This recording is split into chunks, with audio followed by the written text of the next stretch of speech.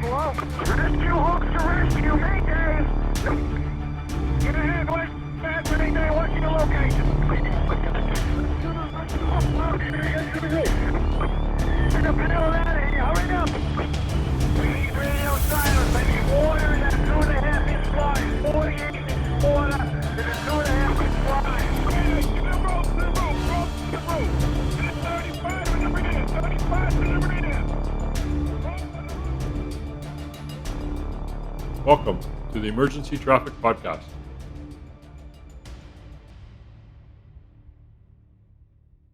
Hello and welcome to the Emergency Traffic Podcast, where we examine top firefighter line of duty deaths to learn from these tragic events and potentially prevent them from happening in the future.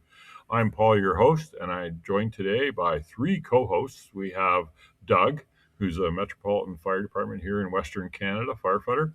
And we have Denis, who's a retired fire chief like me down from Nova Scotia. And we have Dennis, who's hiding in the corner, who is also a retired fire chief. And today we're actually doing the podcast from Lakeland College Emergency Training Center in the auditorium at the fire school here, because Dennis and I are both teaching courses here. I'm teaching aerial and Dennis is teaching pump. So we're on scene at the fire college. They let us stay here after hours to record the podcast rather than in the instructor lodging house. So, Doug, welcome back. We haven't seen you for a while. How's it going? What's new? Yeah, it's nice to be back. I feel more like I'm a guest host than a co-host lately. There you go. But it's good. Yeah, just busy. I'm on vacation from work in July, which is nice. So we're going to go do our first family camping trip at the end of the week here. So we're getting ready for that. And just nice. Busy doing family stuff. And my brother-in-law is getting married in September. So my wife and all that whole side of the family is all worrying about that. I'm just going to show up. And yeah, Perfect. Just busy with kids stuff. I mean, all their sports is done finally, which is nice, but right. That just means they're home more. So you got to figure stuff out instead of having Where are you going camping? Yeah. We're going to go to Drumheller. I rented a trailer. We're going to go to Drumheller for. And where are you going to stay? Is it right in town in Drumheller? It's a little bit out of town at the KOA campground, but Hoodoo RV? No, it's the KOA campground. Oh, okay. Yeah. Cool. Interesting. So yeah, the kids are kind of into dinosaurs right now, and camping, great time. So it's be good. Excellent. That'll work out great. Yeah. And Denis, how's Nova Scotia? Well, Doug mentioned Drumheller, so Drumheller in the Badlands. It's a place in Alberta you absolutely got to get to. It's absolutely fabulous. Yeah. It's like you've dropped onto the moon or something. So it's just such a different place and so much to see. Down here, it's finally not raining every day. We're getting some pretty nice weather. So actually, my grass is starting to look stressed. So. Oh wow! So we haven't had rain in about a week, 10 days. So that's not bad. It's good motorcycling weather. I was out on Sunday with my buddy, and we were cold, man. We left. It was 20-some degrees, and suddenly the temperature dropped to 17, and we were both there in our light gear going, this is a mistake. Oh, wow. So we decided to go further. Anyway, whatever. So we had fun. That was the point. Get your head out of your everyday stuff. Right. I was out motorcycling for 7 days there last week or so. It was wonderful. We had had good weather, and I only fell off the bike twice in the dirt. Didn't break anything, so that was good. Well, you either bought the wrong kind of bike or you're driving it in the wrong kind of places. One of the two. Yeah, it's the operator error, I think, more me. Yeah. Maybe. Bike's in the shop now, so I can spend much money. We're going to do a fundraiser for training wheels so that when he slows down to a certain speed, the wheels just kind of drop down. I've seen those. Yep, you can get those. He's getting to the trike age. Oh, ouch. Yikes. Nasty, you guys. Yeah. And Dennis, how are you? 110%, Paul. And it's funny you said that we're both retired, and here we are at Lakeland College teaching. Working, yeah, really. Well, I know Denise working too lately. There's no such thing as retired. There's only levels of activity that you've got to do. So. Awesome. Okay, well, thanks everybody for joining us today for episode 101 of the Emergency Traffic Podcast.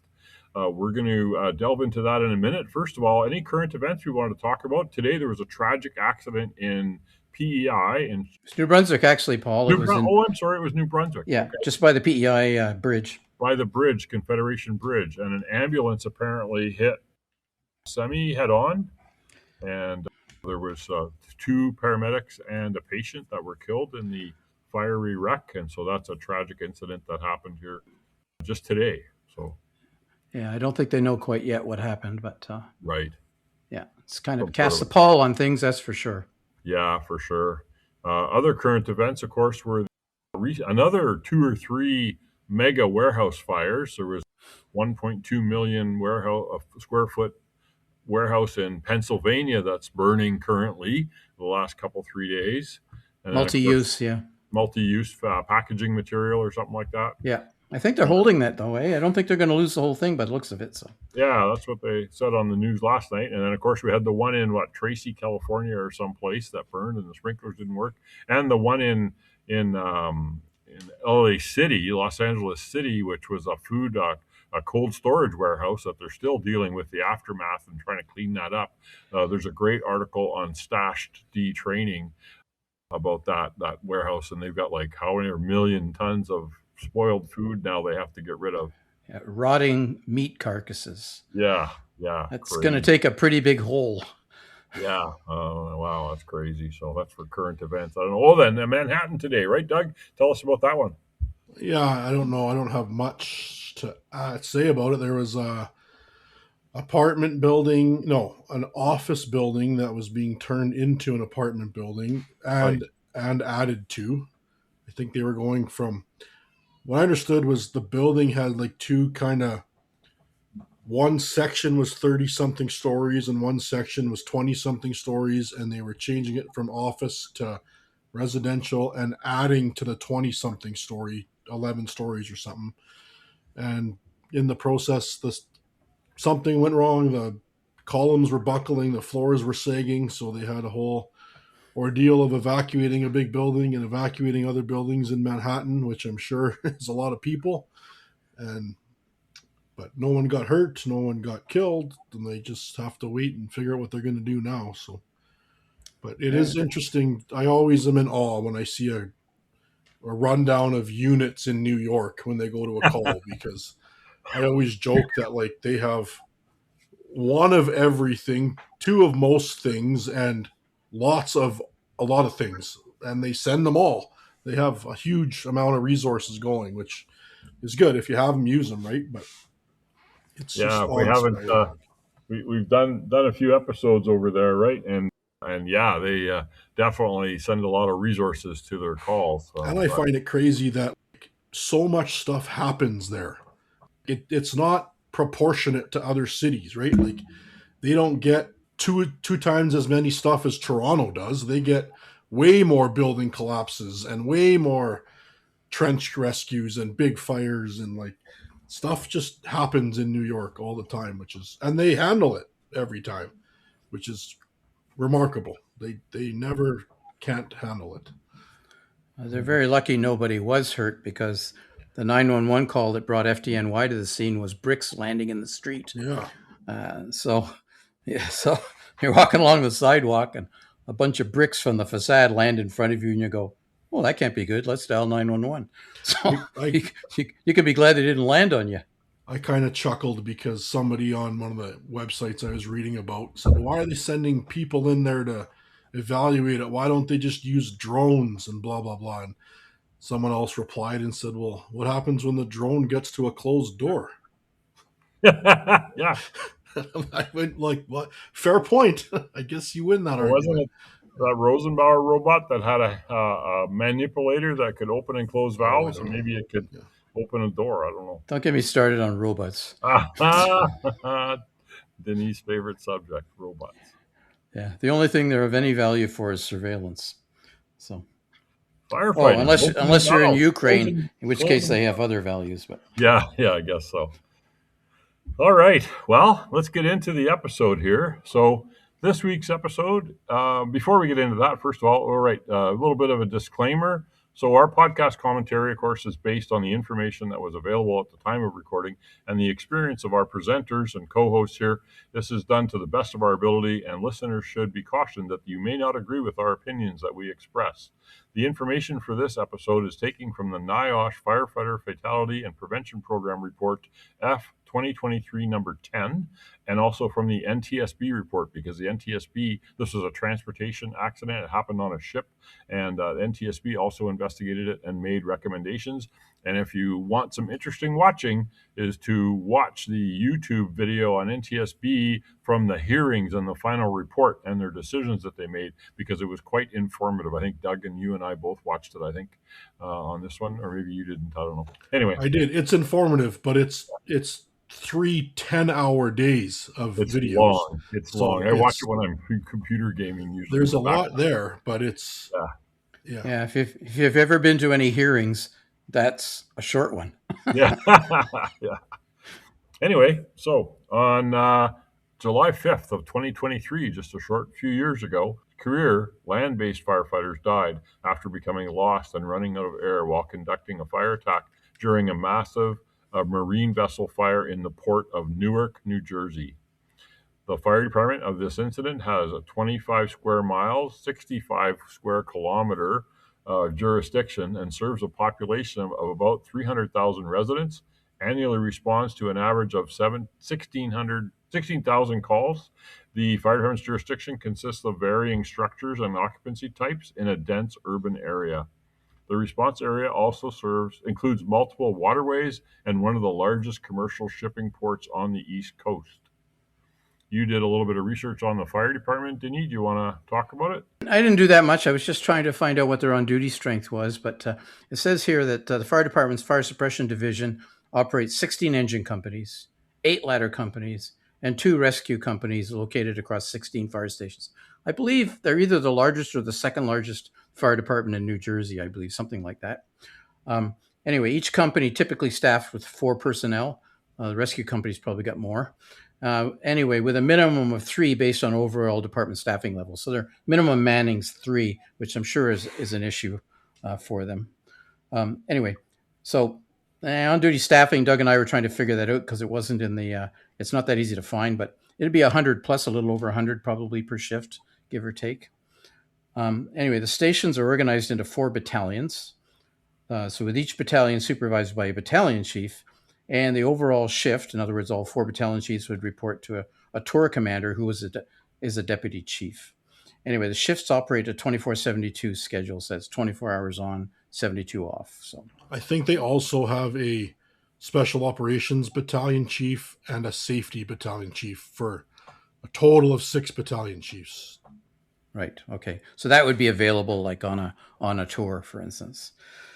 So the fire department has 6 divisions. So these are the different operating areas of the department. So fire suppression, obviously, which includes multiple special operations units such as a hazmat unit, an urban search and rescue unit.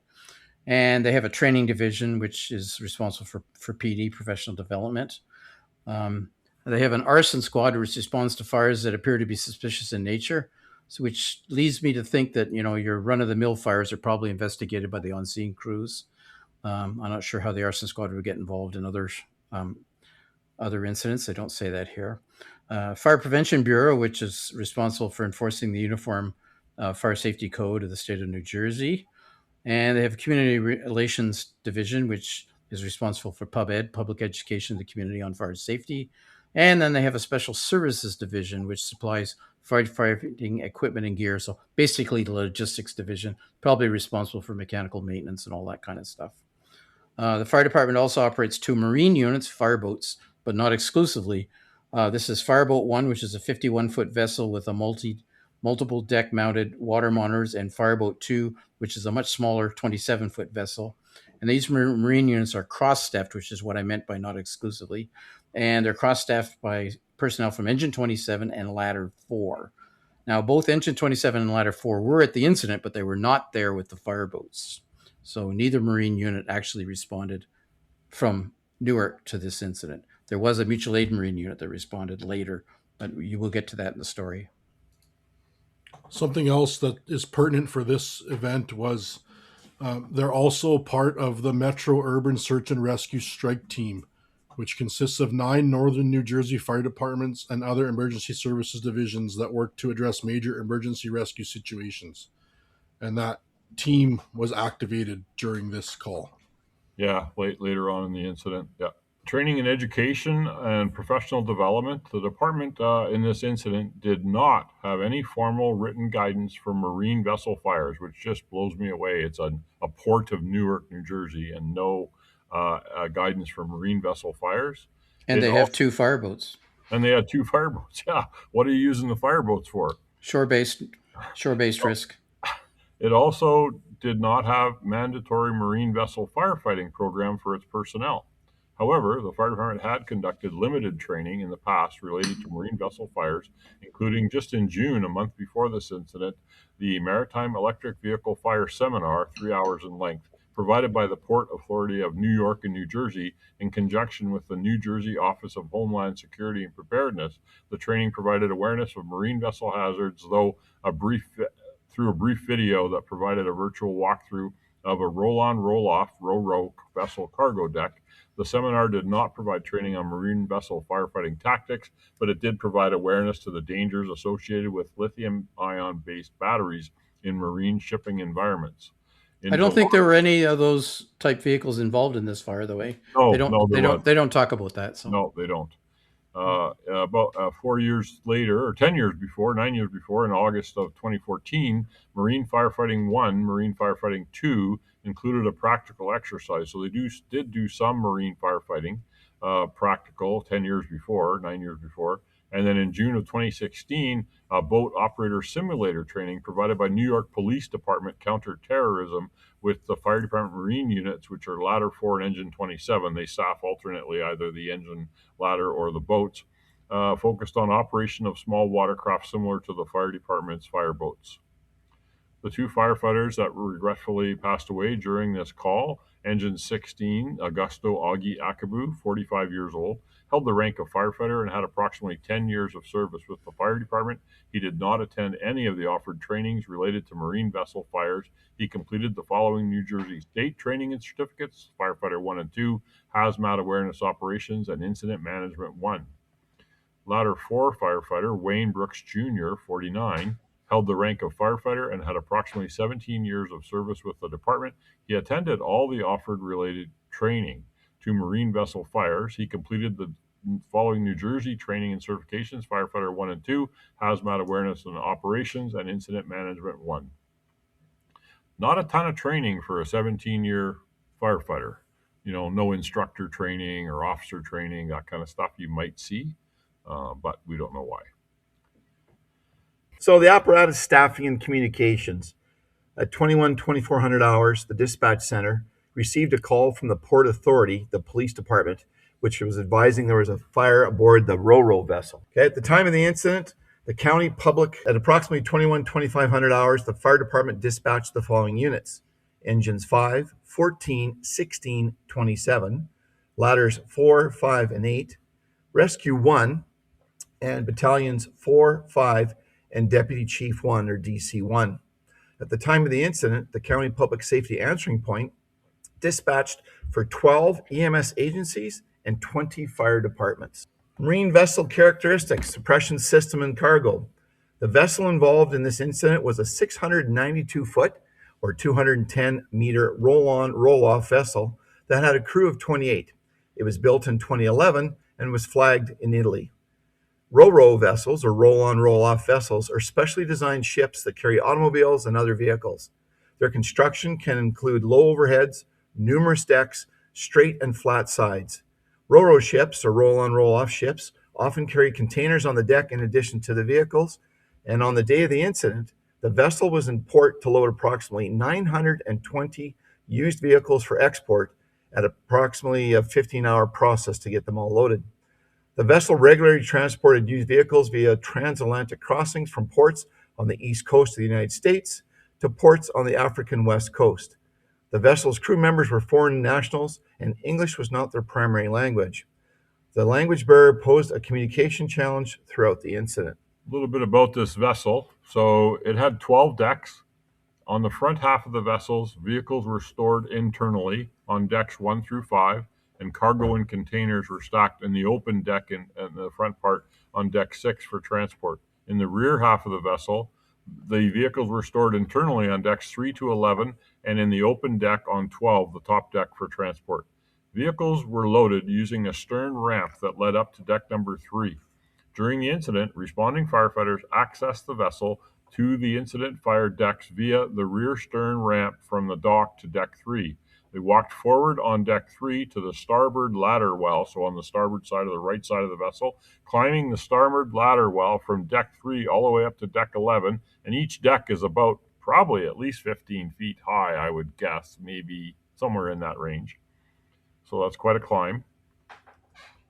Exiting the starboard ladder well at deck 11 and accessing the internal set of stairs to deck 12. Necessary because the ladder well did not extend to deck 12 because that's an open deck to the air, right? So they had to transverse that ladder well, deck 11, to go to deck 12. Transversing from the starboard side across deck 12 to the port side, accessing the port ladder well on the left side of the ship, and descending back down to decks 11 or 10, which were the fire location of this incident. The firefighters were guided along this route by the vessel's crew members. Vessel crew members directed the use of the starboard ladder well instead of the port ladder well because this route was specified in the vessel's fire control and safety plan as the fire emergency route. This route was specified because the starboard ladder well was blind or absent of openings onto deck 7 to 11. Therefore, it was an enclosed space, basically. It wasn't open to those other decks, so it was safer. Speaking of fire plans, that's another current event that's going on is that Tacoma, Washington, I think, fire department is being sued for a fire on a fishing vessel that the Tacoma, Washington fire department ignored the fire safety plans for the vessel and they're blaming them. They made the fire worse because the fire burned longer and stuff than if they had followed the fire plans for the vessel. So pre-plans for vessels are very important to follow because they actually have hired somebody to do an assessment and evaluation of how to fight a fire on the ship. And Denise just ready to jump up and down now. I was going to say that I think the height of the decks where the automobiles, based on the photography of the inside after the incident, probably eight feet maybe to the major support beams, and maybe 10 feet to the overhead deck. So Okay. I think the fact that it's quite low is probably quite a significant factor actually in this incident. Especially in the smoke behavior. Yeah, for holding heat down low and so forth, and for exposure, auto exposure upwards. So, which we'll see is actually a factor. So yeah, the lack of openings ensured that the door and hatchway could not be left open on those decks, allowing smoke and fire to spread into the ladder well. While this was a protected route, it required firefighters to travel a much longer distance to reach decks 10 and 11. The port ladder well did provide direct access to decks 10 and 11 and was used during the fire department's firefighting actions. The vessel's steel structure impeded radio transmission throughout the incident, right? Because you're in this massive steel building or steel structure that especially if they're like trunking modern radios, they're not going to transmit through that at all. yeah. So what they're saying here is that starboard ladder well was deliberately designed the way it was to be a protected means of access and egress from the upper deck. So nobody could open a door and get you caught in the stairwell because it just went like a second stairway on a 6-story building. That is kind of a good thing to have, although we're going to get rid of them. Anyway, the vessel was equipped with a fixed suppression system, and a lot of vessels are. And this suppression system, we're going to find out, actually is a significant component of this incident. So the vessel had a fixed low-pressure carbon dioxide fire suppression system. This type of system is used as an alternative to a water-based sprinkler system. Water-based systems release large amounts of water and may cause operational and stability issues if the water is not properly controlled by pumps.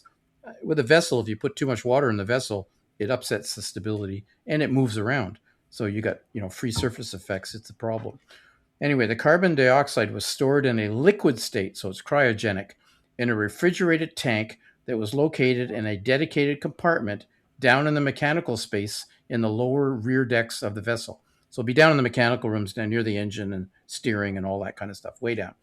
The carbon dioxide could be manually released when warranted via a network of piping and diffuser nozzles, like sprinkler nozzles, that were running throughout the vessel. The vessel was organized into 6 fire protection zones for the carbon dioxide suppression system.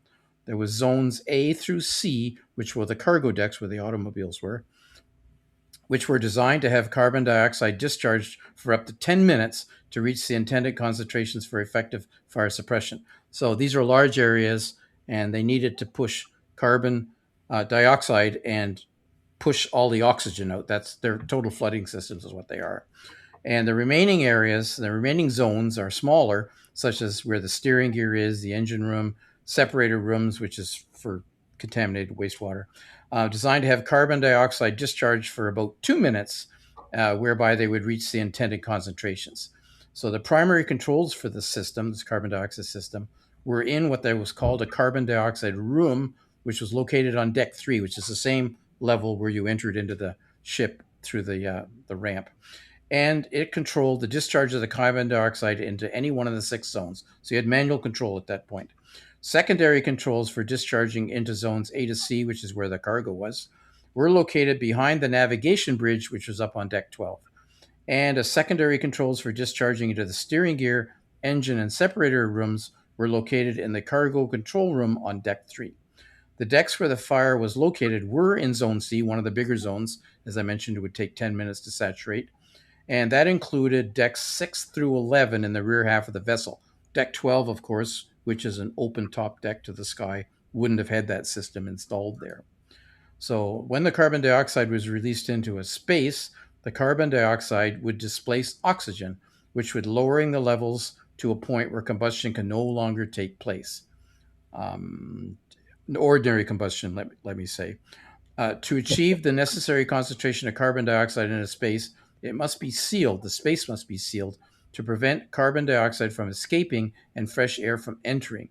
Within this vessel, this was accomplished by shutting down a ventilation system and closing weather-tight doors that provided access to the vehicle ramps and decks in the rear half of the vessel. So this vessel's got all these decks. There's ramps and access ways that move between the decks. So you'd have to close all of those off in order to hold the carbon dioxide into the entire area. So it's an indirect method of addressing a fire. It's not a direct. So the vessel maintained fire alarm systems, fire pumps, and dry chemical fire extinguishers. So there were fire pumps and hoses on board. In accordance with marine regulations, the vessel was equipped with 2 full sets of full firefighting PPE, only 2 bunker sets and air packs. Wow. Set number 1 was in a fire locker located on the starboard side of deck 11, so not out in the open, down on deck 11. And the fire was on deck 10, by the way. And set number 2 was in a fire locker located on deck 12 up behind the bridge. So it would have been at the forward part of that deck. The vessel crew members were trained in firefighting on the vessel. Generally would have been done without PPE, by the way.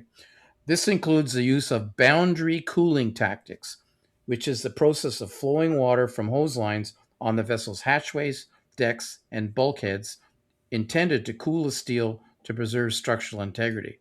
You got a bonfire in a steel compartment. What's going to happen if you don't cool it? It's going to just collapse eventually. Major structural damage, right?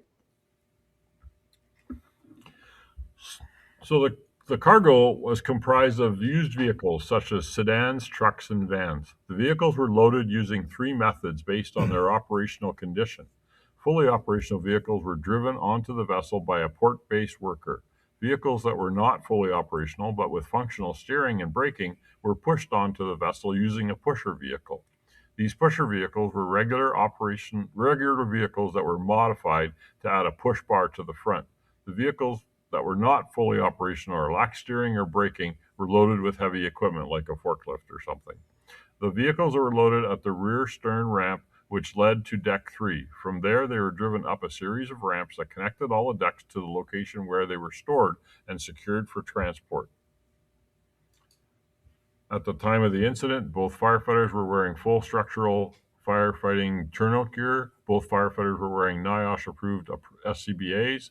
NIOSH investigator examined and documented the PPE at the local law enforcement agency. after the incident had occurred and the investigation was ongoing. Both the NIOSH investigator and a representative of the SCBA manufacturer examined the SCBAs. It was determined that the function of the decreased firefighters' PPE and SCBAs, whereas the deceased firefighters' PPE and SCBAs were not contributing factors in the incident. No further evaluation or testing of the turnout gear or SCBA was conducted by NIOSH.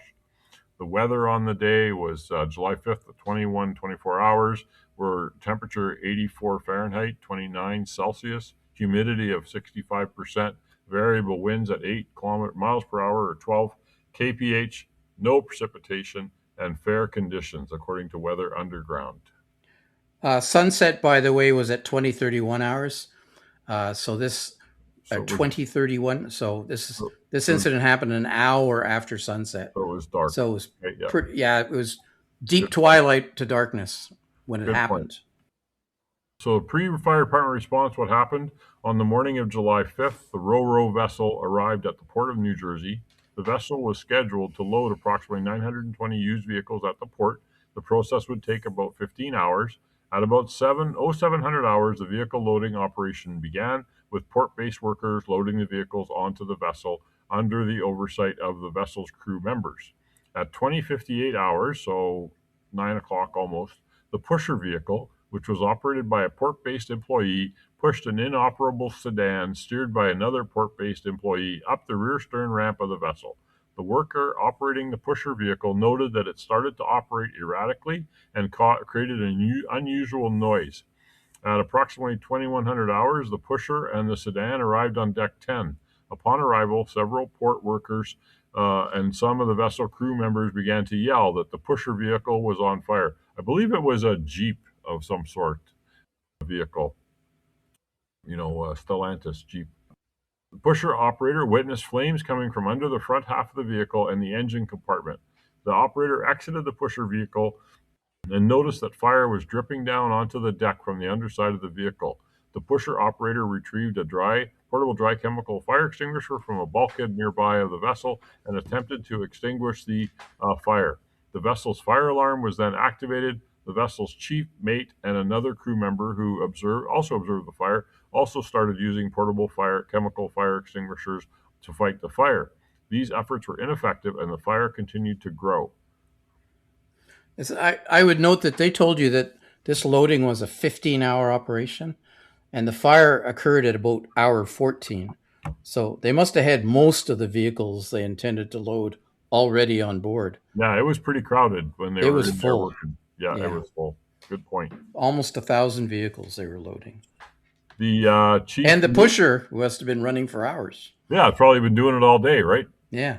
Yeah, and we know what happens with SUVs when you have to push them hard in a stuck ditch or something like that, is they often catch fire. They're not designed to that kind of work. They're four-wheel drive to drive you, mom and dad, to the grocery store and wherever, but they're not designed as a tow vehicle. Yeah, well, as you'll find out later, in fact, there was nothing special about this vehicle. No, it was just the one they picked. Yeah. Well, it had a fancy bumper. The chief mate radioed the third mate via his portable UHF radio, advising him of the fire on deck 10. He then requested that the third mate shut down the ventilation system to notify the vessel's captain and then respond back to deck 10 to assist with the firefighting operations. The third mate notified the vessel's captain, who was off duty in his stateroom, of the situation. After being notified by the third mate, the captain reported to the bridge. At approximately 2100 hours, 2106, captain reached the bridge and activated the emergency ventilation stop, which closed the louvered vents that supplied fresh air and stopped the ventilation fans that exhausted air from the decks. He also started the vessel's fire pump, which supplied water pressure to the fire hose stations. The vessel captain called the chief engineer and advised him to report to the vessel's engine room and stand by for further orders. With the ventilation system shut down, deck 10 rapidly filled with heavy black smoke. This impacted the visibility and the ability to breathe clean air. Realizing that the conditions were deteriorating, the chief mate radioed the bosun and advised him to don full firefighting PPE and SCBA and report to deck 10. The bosun proceeded to fire locker 1, donned the full firefighting PPE. While they waited for the bosun to arrive on deck 10, the chief mate and another crew member deployed one hose line on deck 9 and one on deck 10. Once the hoses were charged from the onboard ship firefighting system, they began applying water towards the fire. About 2 to 3 minutes later, the bosun arrived in PPE and took over firefighting efforts for the vehicle fire on deck 10. The vessel captain ordered additional vessel crew members to check decks 11 and 12 for signs of fire.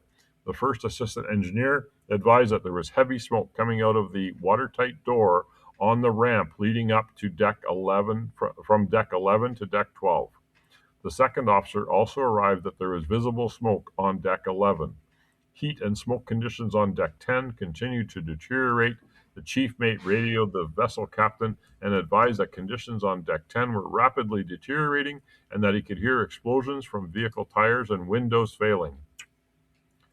At 21:15 hours, the vessel captain ordered the mate and crew members to evacuate the involved decks and prepare for a release of carbon dioxide fire suppression system. The vessel captain ordered the crew members to secure the vessel's 4 large hydraulically operated watertight doors. These were massive doors that blocked off the ramps, and they were hydraulically operated with the hydraulic system of the ship. Along the pathway down those ramps, the chief mate closed the watertight doors needed to close off the lower half of Zone C, which included the 2 doors on deck 6 and the one at the top of the ramp coming up from deck 5. The one that led out to the open cargo deck at the front half of the vessel. As a precaution, if the fire spread outside of Zone C, he also closed the watertight door on deck 3 at the top of the ramp coming up from deck 2. This left the final watertight door that needed to be closed to secure door C on deck 12. Deck 12 was the open deck near the stern of the vessel where vehicles could be stored on the open deck. At the top of the ramp from 11, the vessel captain ordered crew members with Fire Team 2 to secure this door.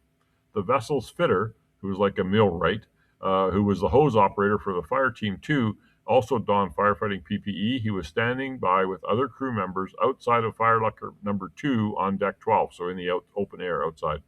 The only controls to close the hydraulic watertight door were located approximately 5 to 6 feet from the entrance down the inside of the ramp into deck 11. Once the operator closed that door from that location, he had to use another point to exit the ramp. The closest exit route required them to travel down the ramp to deck 11. Once on deck 11, they had to travel approximately 120 to 130 feet, that's like 300 and some meters, for Dennis's benefit, along the port side towards the rear or stern of the vessel, where they reached the rear stern port ladder well. The first engineer, who was a leader of Fire Team 2, advised the vessel captain that there was heavy black smoke and heat coming out of the watertight door. He also advised that the fitter, who had made entry, did not believe it was safe to carry out the operation, with him being forced to exit via a walk through adverse conditions 300 feet or 220 feet long to cross deck 11. The vehicle captain agreed with the high risk of the operation and instructed Fire Team 2 to use a fog pattern from a fire hose to cover the opening, potentially creating a blockage to prevent air movement in or out of the ramp. This was not an accepted or effective technique to seal off a carbon dioxide suppression system space.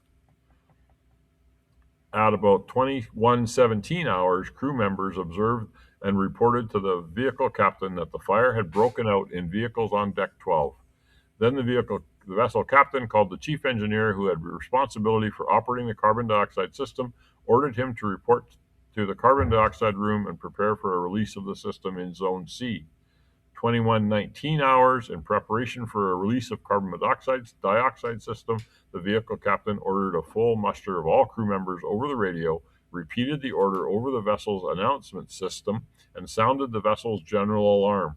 Following this order, all vessel crew members were accounted for. After closing the lower watertight doors, the chief mate, who was standing by on deck 3 by the stern ramp, advised the vessel captain that he observed port-based workers exit the vessel and he believed they were all off the vessel.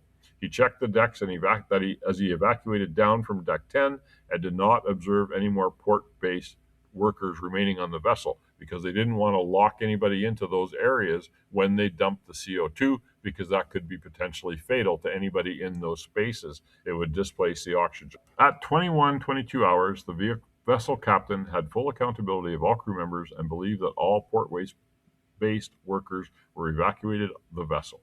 He ordered the chief engineer to discharge the carbon dioxide system into Zone C. Over the next 10 minutes, the system discharged roughly 20 tons of carbon dioxide into Zone C.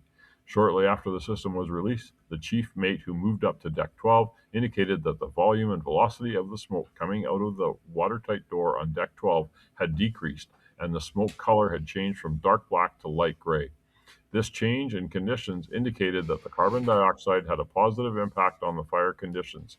At this time, the two fire teams deployed multiple hose lines onto Deck 12, which was the open air deck near the stern, to fight vehicle fires that had broken out, and began to conduct boundary cooling on Deck 12.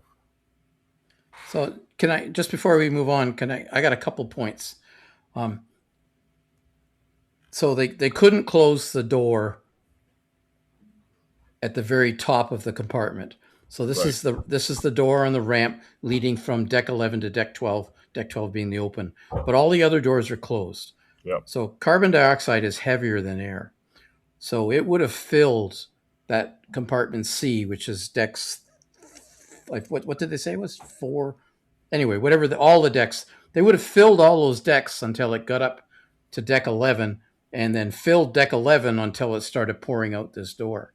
So it would have still been effective to dump the carbon dioxide, even though they couldn't close that door on top. Because the fire was actually on Deck 10, and then Deck 11 was enclosed. And so it still would have filled that area with carbon dioxide. So the problem with not closing the door is the carbon dioxide would dissipate and also potentially flow out onto Deck 12 and be a personnel hazard. The second thing is the fire department's going to have, as you're going to find out, some significant radio communications issues. The crew does not have those issues. They're talking with their radios from one end of the ship to the other. Most of the communications they're doing is via UHF radio. When I was a refinery fire chief and worked in a refinery, we used UHF. We couldn't use VHF. VHF was hopeless. But with UHF, I could be inside a steel vessel, and all I needed was a small opening, and the signal would get out because the waves are so short that it bounces around more. And even higher frequencies, like 700, would be effective. The real issue, I suspect, and we're going to find out about it later, is not using simplex. Right. Yeah. Trying to use trunk, then it wouldn't work. So some of our listeners might have heard that they were using radio communications quite a lot among the crew. No comment on issues. Different radios. Yep. Okay, Doug. All right, let's get into the fire department response. So 21:24 hours, which is about 24 minutes after the fire started. So they're behind the 8 ball to start with. Dispatch received a call from the Port Authority Police Department advising there was a fire aboard the Ro-Ro vessel. Port Authority Police being the people in charge of the port in New Jersey and New York. So a minute later, the department dispatched engine 5, 14, 16, 27, ladders 4, ladder 8, and ladder 5. Ladder 5 was designated as the fast truck, which would be the RIT or RIC in most people's terminology. Rescue 1, Battalion Chief 5, Battalion Chief 1, and DC 1 are the tour commander. Deputy Chief 1, the tour commander. When the fire department units were responding to the scene, several conversations took place between DC-1, dispatch, and the Port Authority. The Port Authority advised there were 5 to 6 vehicles on fire. Dispatch requested the vessel's cargo manifest from the Port Authority. DC-1 requested to have Engine 27 respond to the scene via Fireboat 2. However, Engine 27, which was staffed with 3, that's an officer and 2 firefighters, arrived at the scene at 21:32 hours and did not respond with the fireboat. Engine 27's captain and a firefighter proceeded up the rear or stern ramp to Deck 3. Engine 27's driver-operator stayed with the apparatus. Around this time, the majority of the vessel's crew members were on Deck 11, providing boundary cooling on Deck 12 and on Deck 12 fighting the vehicle fires. At the top of the ramp to the dock to deck 3, Engine 27 firefighters were met by crew members and a port captain, which is a port-based worker who assisted with the loading operations, to discuss the operational details. The port captain escorted the Engine 27 firefighters to the starboard ladder well and guided them up to deck 11. They were met by the vessel's third mate at deck 11 for a status update. At approximately 21:35 hours, Battalion Chief 5 arrived on scene and assumed command of the incident. He staged at the top of the rear stern ramp on deck 3. He made a request through dispatch to have the vessel crew members bring the vessel's manifest and blueprints to him. BC5 then met with the chief mate, who provided an update. The chief mate advised that the fire had started in vehicles on deck 10 and that the carbon dioxide suppression system had been discharged into the deck spaces. Language barriers between the crew members and the battalion chief resulted in an inadequate exchange of information. At 21:36, Engine 27's captain advised the third mate that they wanted to enter the deck 11 to assess the situation. The third mate repeatedly advised that the carbon dioxide system had been discharged into the space and that an SCBA would be required to enter it safely. Engine 27's firefighters donned their SCBAs and entered deck 11 on the starboard side, just outside of the starboard ladder well. They searched across deck 11 from starboard to port, walked up the vehicle ramp from deck 11 to 12, and then returned to deck 11 at the original point of entry.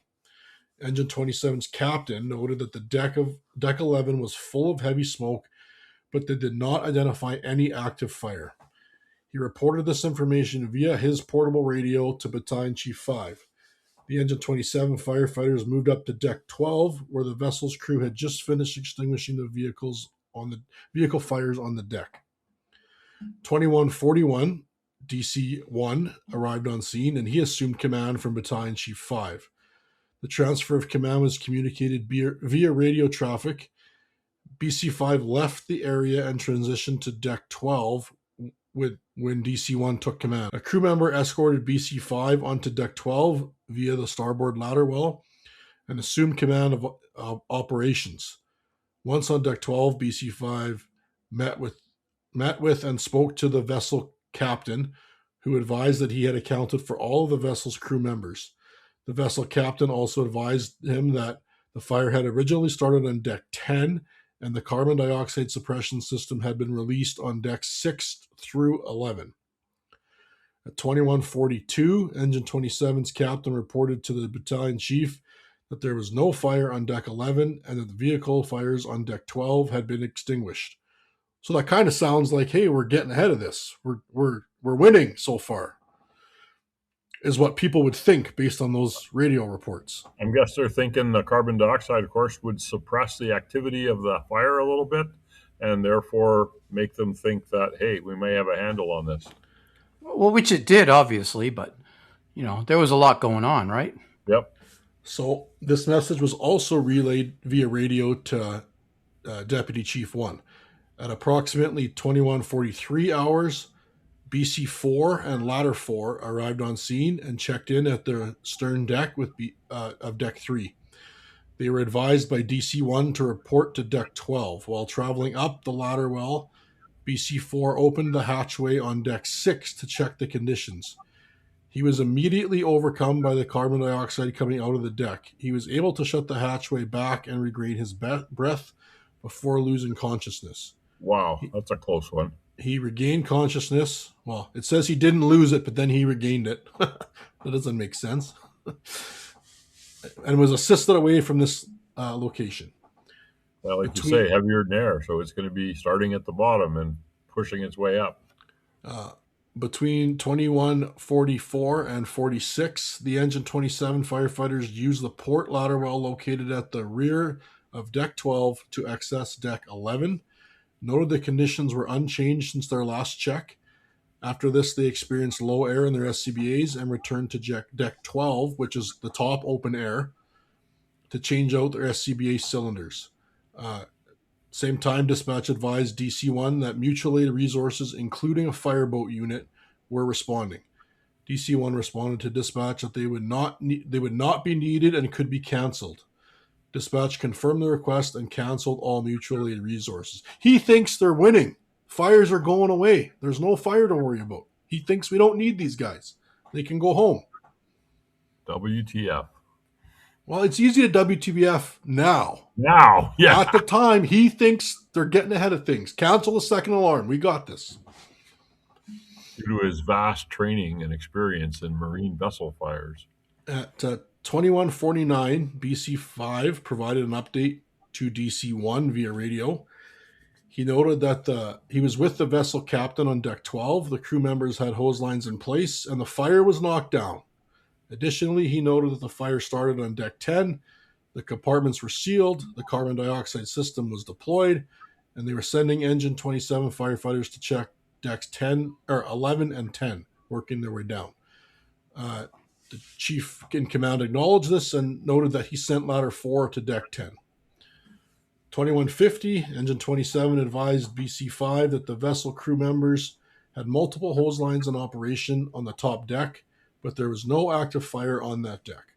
Although the vessel crew members were conducting boundary cooling on decks 12 and 11 per their training, engine 27 firefighters did not understand this process, which caused confusion as to why they were flowing water without any active fire. Typical structural firefighter. Yep. BC5 responded to engine 27 and requested they check the conditions on deck 10. Engine 27 responded they could not because they were out of air and they were going back to change their cylinders. BC5 then radioed ladder 4, asked them to check deck 10. Around this time, BC4 reached deck 12 and conducted a face-to-face briefing with BC5. They decided that Battalion Chief 4 would station himself at the port ladder well to lead operations on decks 10 and 11. BC5 would remain at the staging area on deck 12, closer to where crews were coming out of the ladder well on deck 11 and making the transition up to deck 12. I'm just thinking, like, there's not a lot of units there yet, so this port is obviously geographically at, like, the corner of Newark, right? Everyone's responding through town to get there. They're not coming from all around, right? Yeah. The other thing too, Doug, is they've only been on scene. Excuse me, they've only been since dispatch, not on scene, 50 minutes, and you got a complicated fire potentially, lots of decks, and like you said, they've already decided they're winning. I mean, there's one engine company. It's early.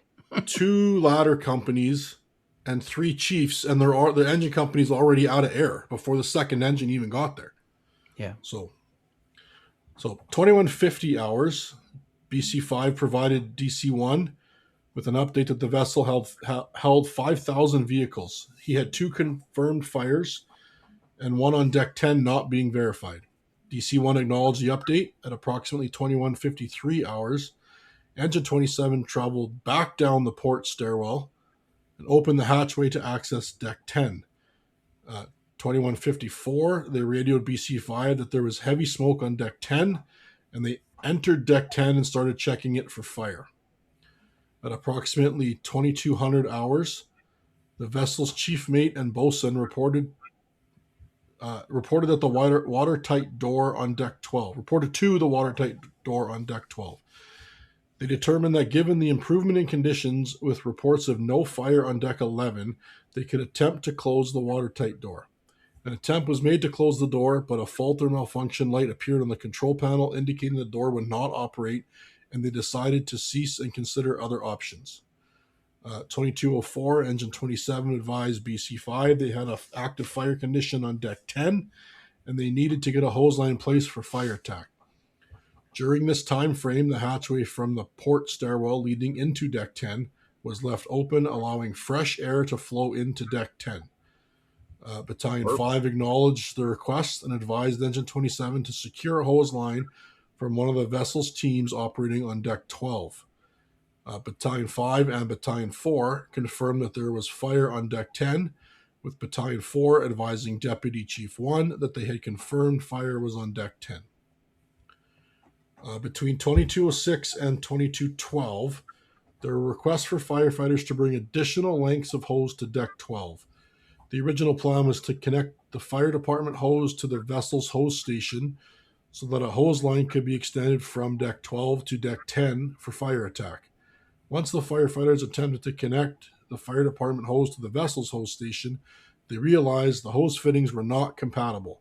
The vessel's hose was inch and a half, which is 35 millimeter question mark diameter. Well, it just said inch and a half metric, so I don't know. It was a different coupling. I think it was a bar coupling or a pin coupling, Yeah. like Britain. With an international coupling. So they're thinking like a high rise, right? We're going to use the boat standpipe system, for lack of a better term. We're going to connect in. We're good to go. No issues, right? Yep. But due to the incompatibility, additional lengths of hose were then brought to the vessel by vessel crew members and connected to a hose line already in use from a hose station towards the rear of deck 12. Working together, the firefighters and crew members deploy the operational hose line to deck 10. Once there, Engine 27 firefighters deployed it back into deck 10 and initiated fire attack on the original vehicles, which had reignited. Once the fire was knocked down, they left the hose line in place and exited deck 10 via the port ladder well. At approximately 22:14, Battalion Chief 4 ordered ladder 4 to enter deck 10 and follow the hose line that Engine 27 left in place and provide a status report on conditions. At this time, Battalion 4 was stationed in the port ladder well at the entrance to deck 10. Ladder 4 followed the hose line into deck 10, with the smoke conditions getting heavier as they advanced further into the deck. When they reached the nozzle, there were small pockets of fire left in the vehicles, which they extinguished. Ladder 4's captain assessed the situation using a thermal imaging camera and noted that the steel I-beam directly above the fire's location was twisted or warped, and there was a significant amount of heat in the ceiling. Ladder 4's captain tried to relay this information to Battalion Chief 4 via the radio, but the radio transmission failed due to interference from the vessel's steel structure. Ladder 4's captain noticed firefighters from Engine 16, so I guess the cavalry has arrived, in the vicinity, and decided to follow the hose line back to the deck 10 hatchway to alert the chief of the situation face to face.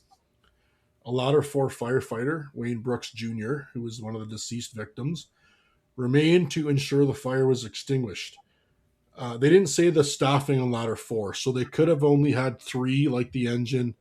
So maybe the captain left the firefighter there by himself because the driver was still with the truck. That's me speculating, maybe. Not sure. Approximately 22:17 hours, Battalion 4 ordered Engine 16's captain and firefighter Augie Akabo, who was the other victim, to enter deck 10 and assist Ladder 4 firefighter as needed. They entered deck 10, followed the hose line to the nozzle, where they found Ladder 4 firefighter working to overhaul the burning vehicles. And that's the thing here is people underestimate the heat release rate of modern vehicles. And the heat release rate on modern vehicles is tremendous because of all the plastics and materials in them. And so therefore it superheated the steel and melted the steel in the buildings, weakened it. Yeah. Something that, hits me in the face as I'm listening to this. And I wonder if they were aware of it at the time. You've got Battalion 4. He's situated himself in the port stairwell at the deck 10 level. And so he's on the level of deck 10 where the major fire is. And the section or the area that's got carbon dioxide flooding is decks 6 through 11. So that whole area has been flooded with carbon dioxide. So if he's in the stairwell at the 10th level and he opens that door, so there's 2 things are going to happen. Carbon dioxide is going to come pouring out of that door into the stairwell where it's going to fall. It's going to fall downwards. And smoke and heat is going to come out that door. And where is it going to go? It's going to go upwards. So he's in a situation where there is no safe space. He'd have carbon dioxide below him and smoke and heat above him. I wonder if that was an issue. It's certainly a risk. Yeah, they don't mention it. I'm amazed that he was stationed there, that he stationed himself. Was he on an air pack the whole time? Maybe. I don't know. It had lots of But models. I mean, if you're at the 10th level and you got to climb down to the 5th level, that's 5 levels you got to go down. So you better make sure you got some reserve in your air pack to be able to do that. And they're on 30-minute packs, as we find out.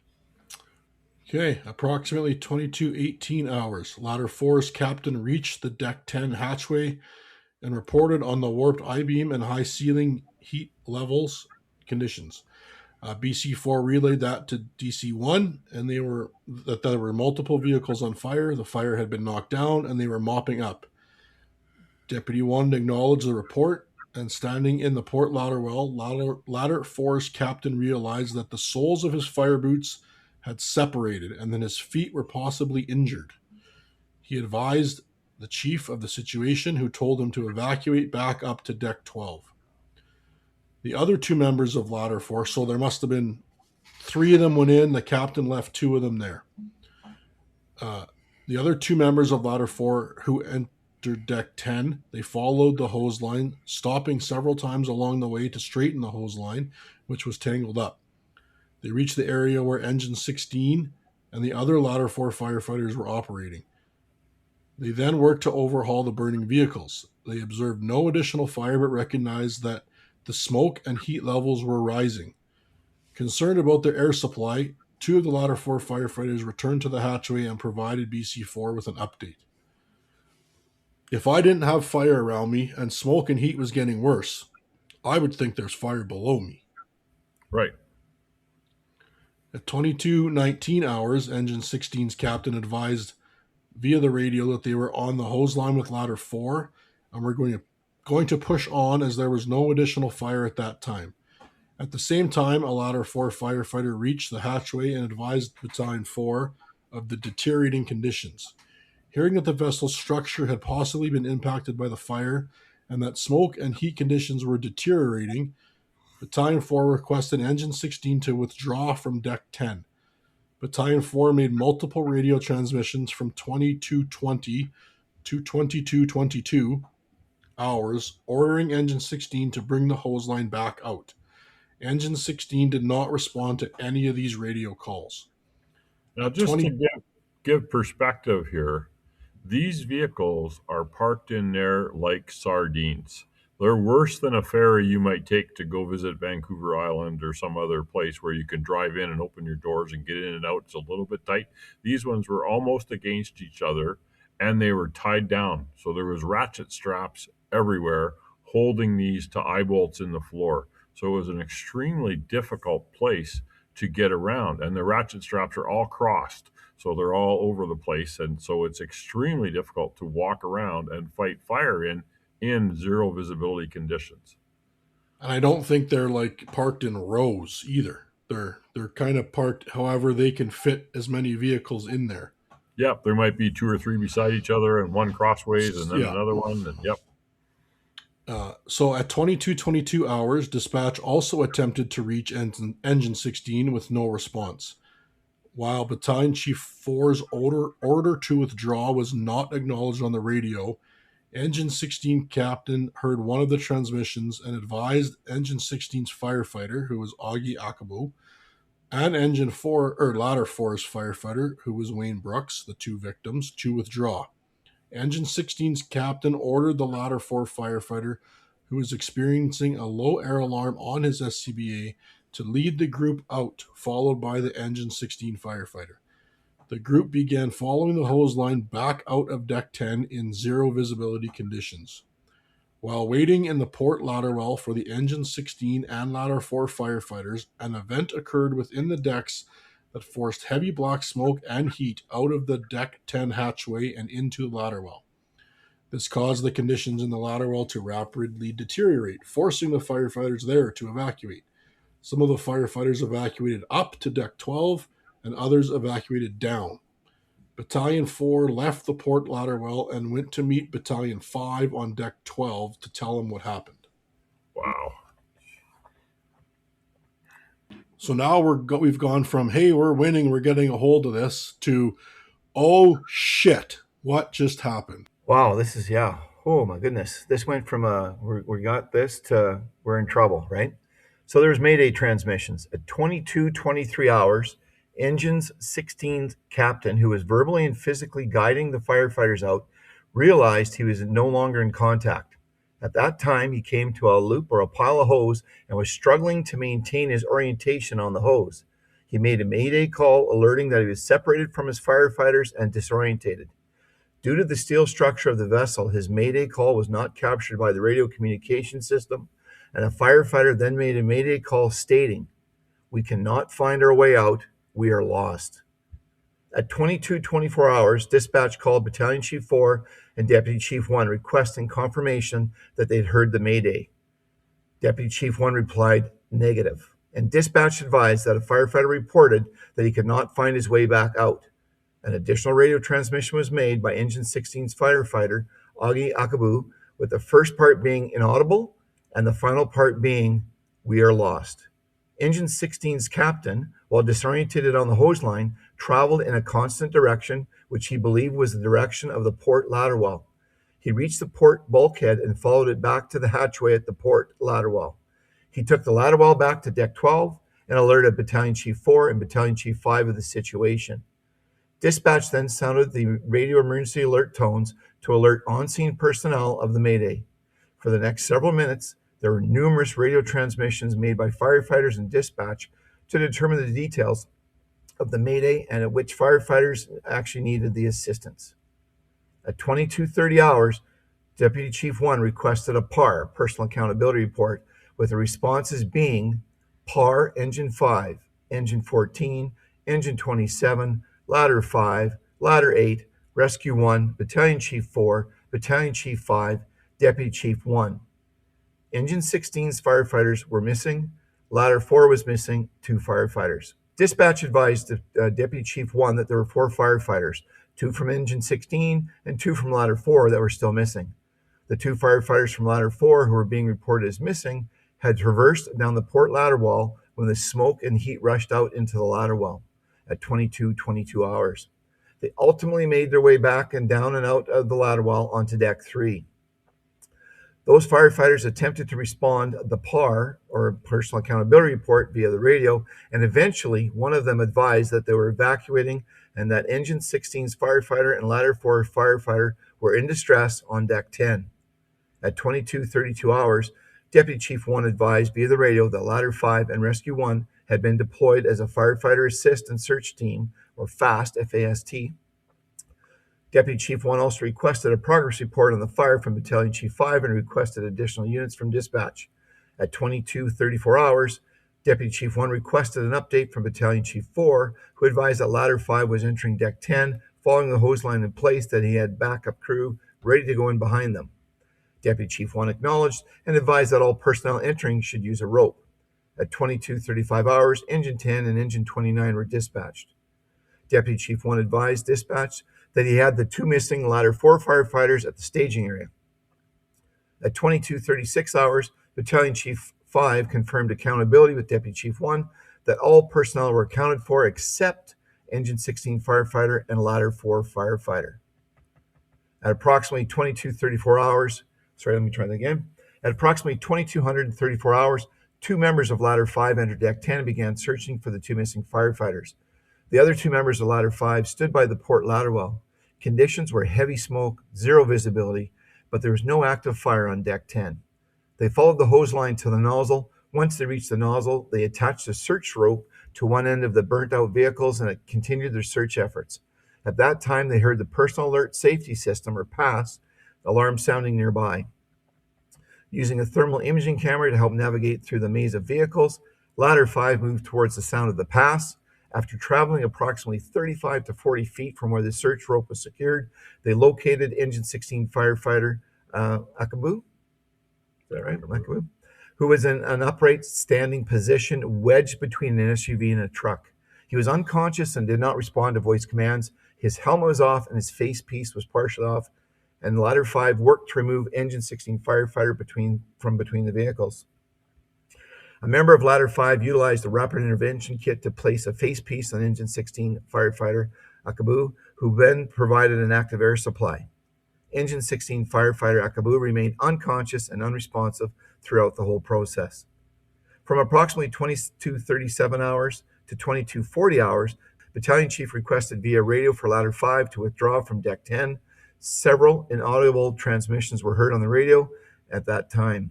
At 2240 hours, Ladder 5 advised via radio that they located a firefighter and needed help. So we're going to talk more about the rescue operations around Engine 16 firefighter Akabu.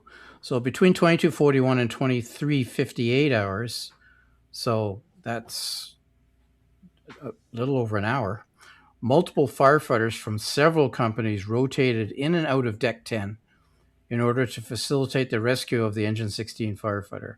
The rescue teams were forced to cut the lashing straps that were holding vehicles in place and to utilize battery-powered hydraulic extrication tools to move the vehicles enough to free the firefighter. Throughout this rescue period, Engine 16 firefighter was supplied with breathing air via the rapid intervention kit. This was an extremely resourceful and labor-intensive operation due to the challenges of moving the needed equipment onto the vessel and up to the staging area on Deck 12 and then down to the rescue operations on Deck 10. This was also a challenging rescue operation in terms of air management, as the fire department utilized only 30-minute SCB cylinders. Multiple replacement SCB cylinders were then had to be moved to the staging area on Deck 12 before they could be moved back down to 10.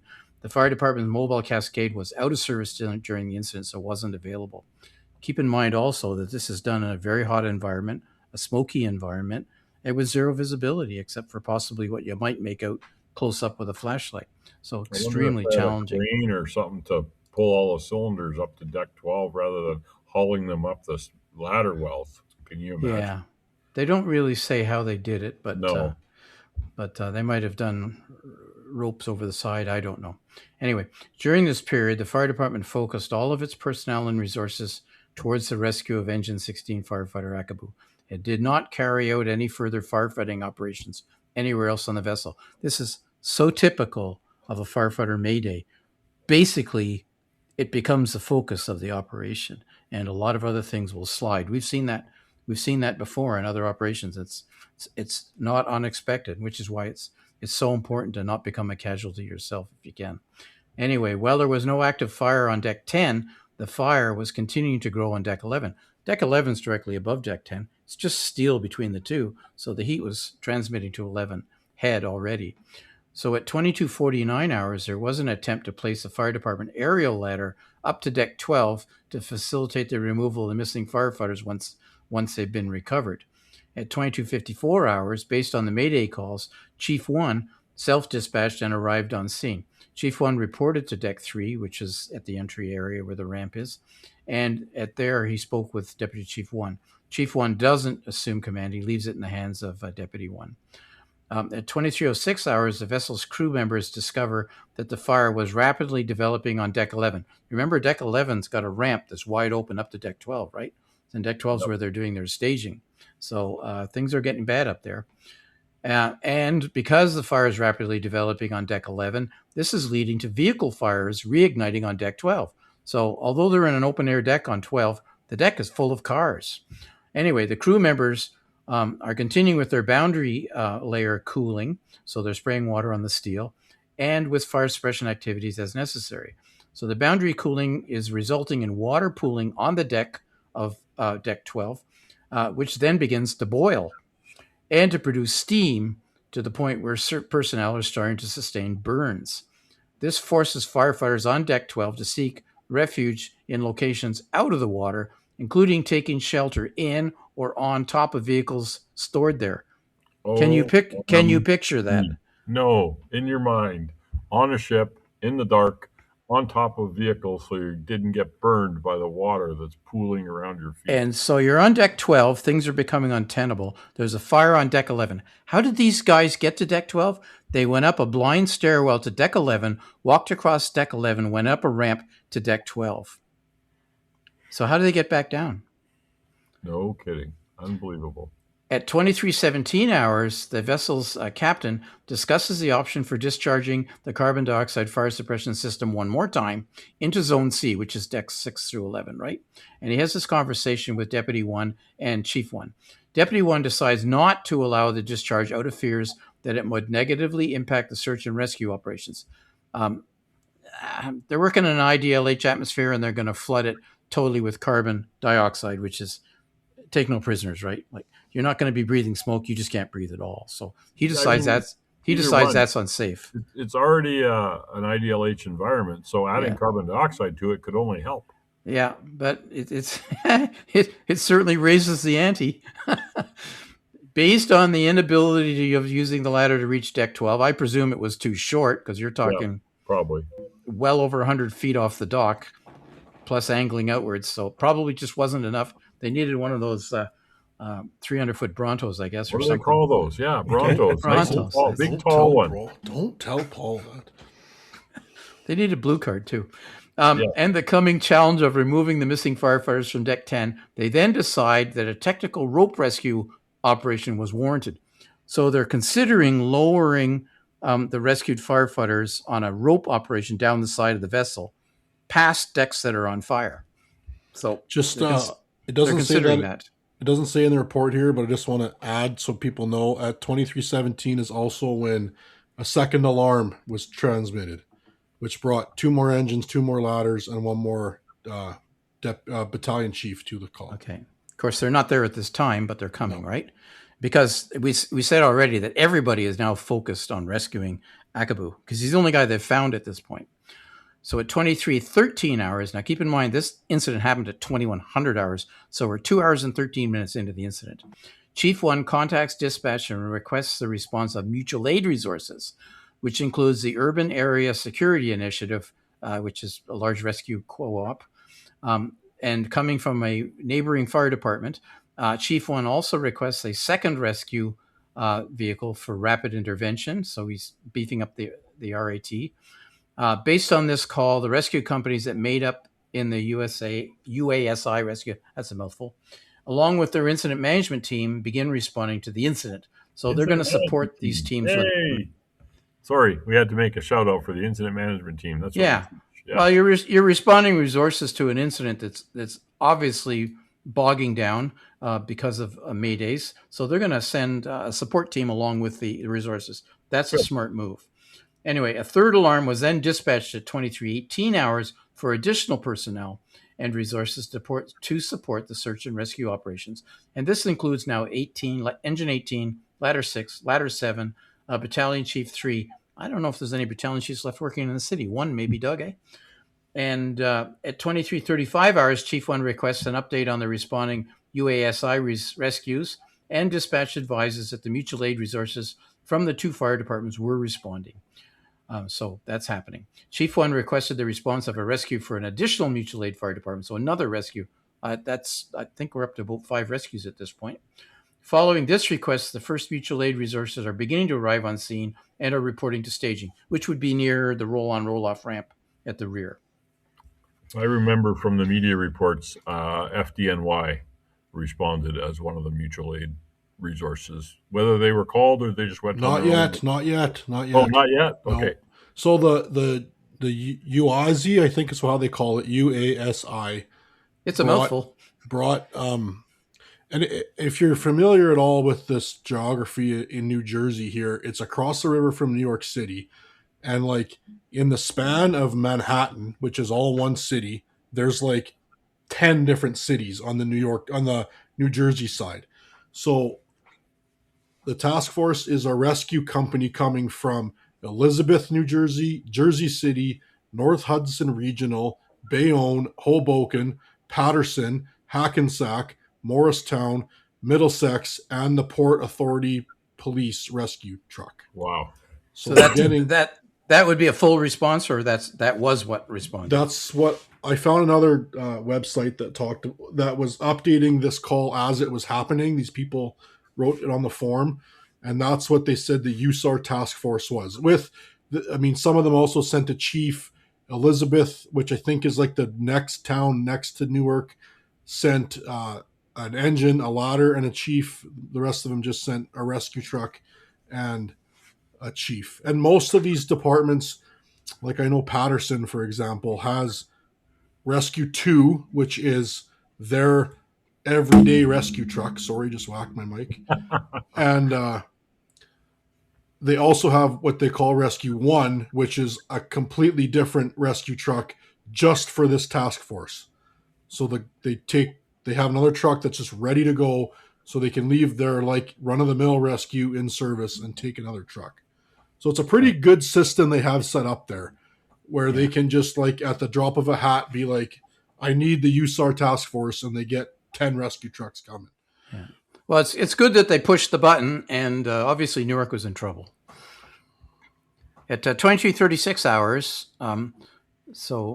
Battalion 4 advised Deputy 1 that he had spoken to the vessel's crew members, and he had confirmed that there was a crane, in fact, on the forward end of deck 12 and on the starboard side, which I believe is the dock side, and that could be used to lower the missing firefighters down to the dock.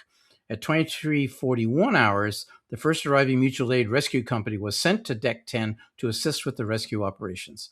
At 23:45 hours, Battalion 4 and Battalion 5 requested that the vessel's ventilation system be now turned back on, so clearly the smoke's an issue.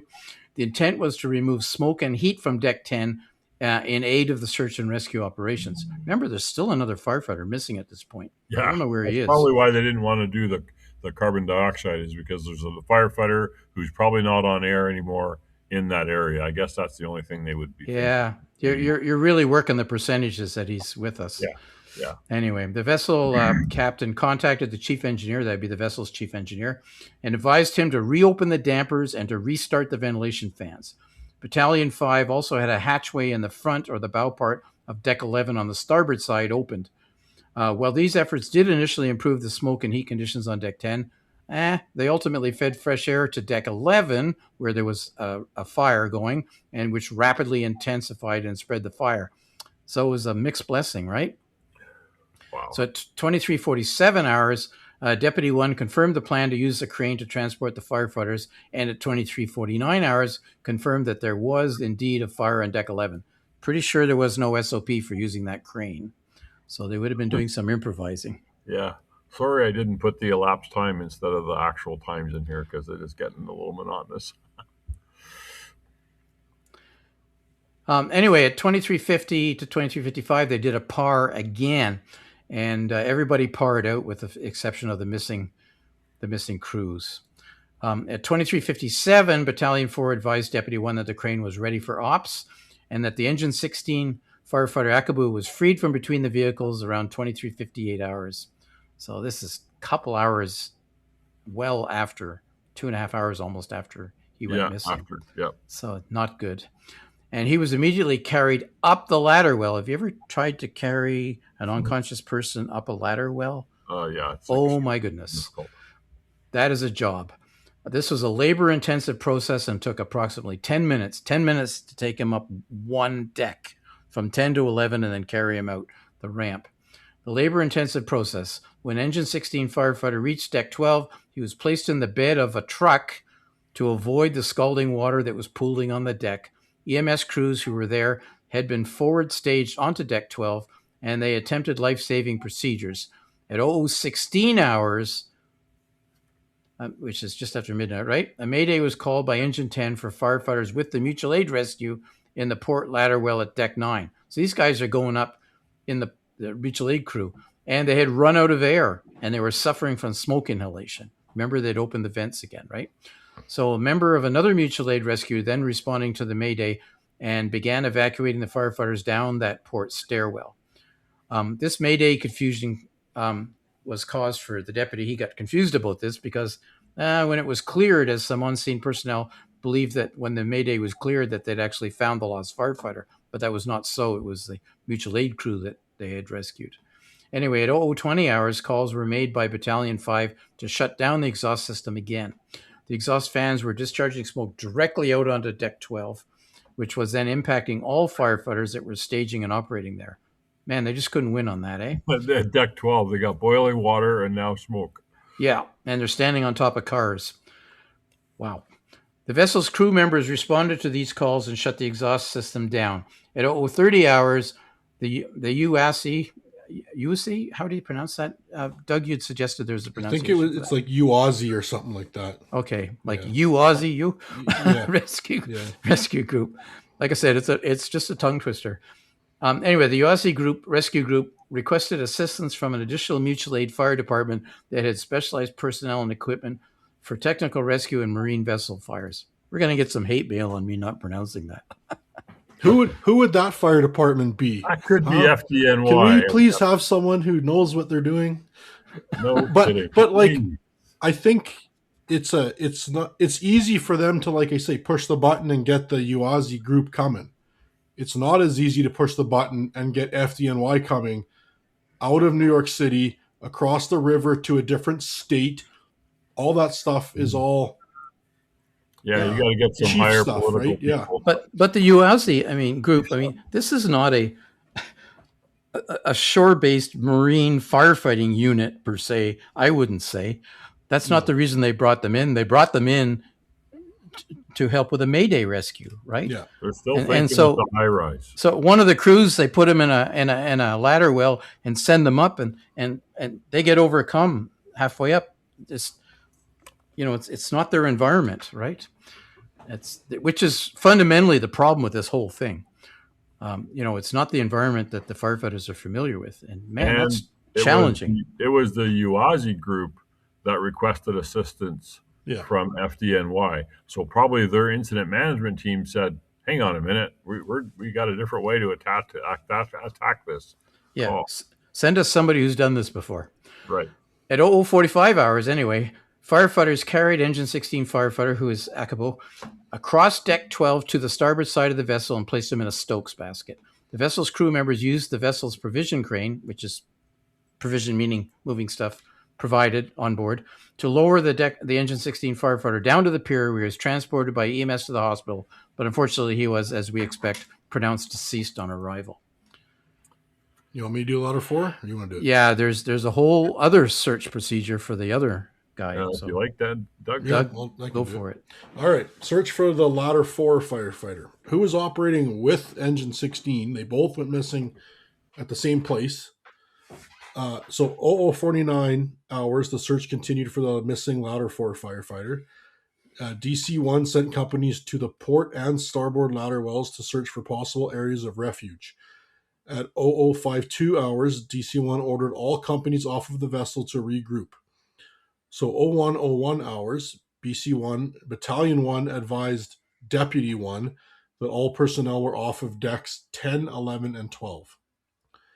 Approximately 01:08 to 01:20, a PAR was conducted with all the units confirming PAR with the exception of Newark's ladder 4.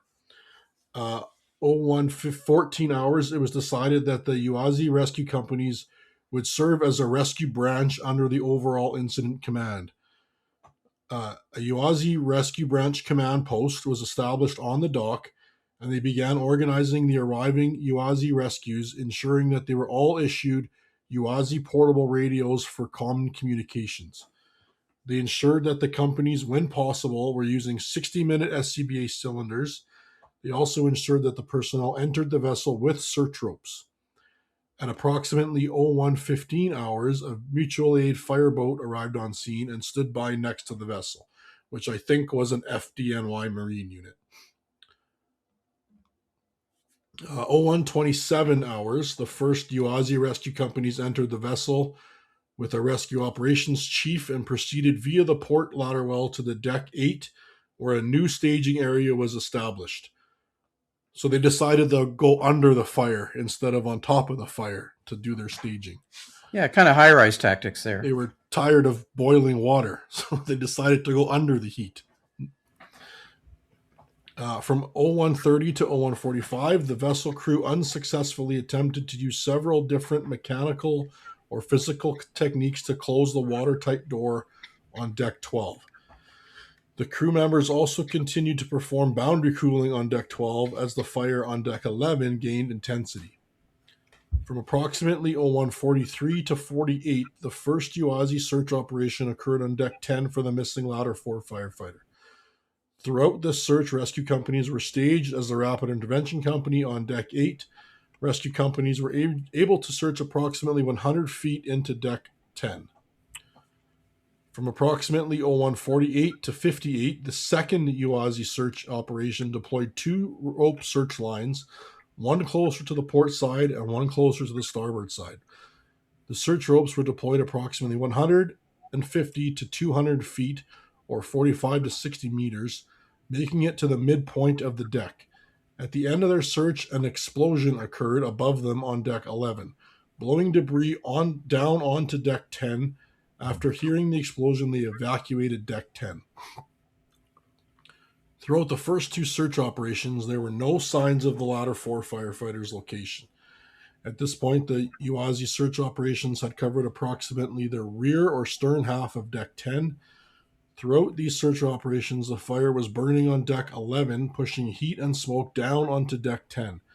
At no time during the search operations was there any fire on deck 10. At 01:59, PAR was conducted for UASI companies for which all personnel were accounted for.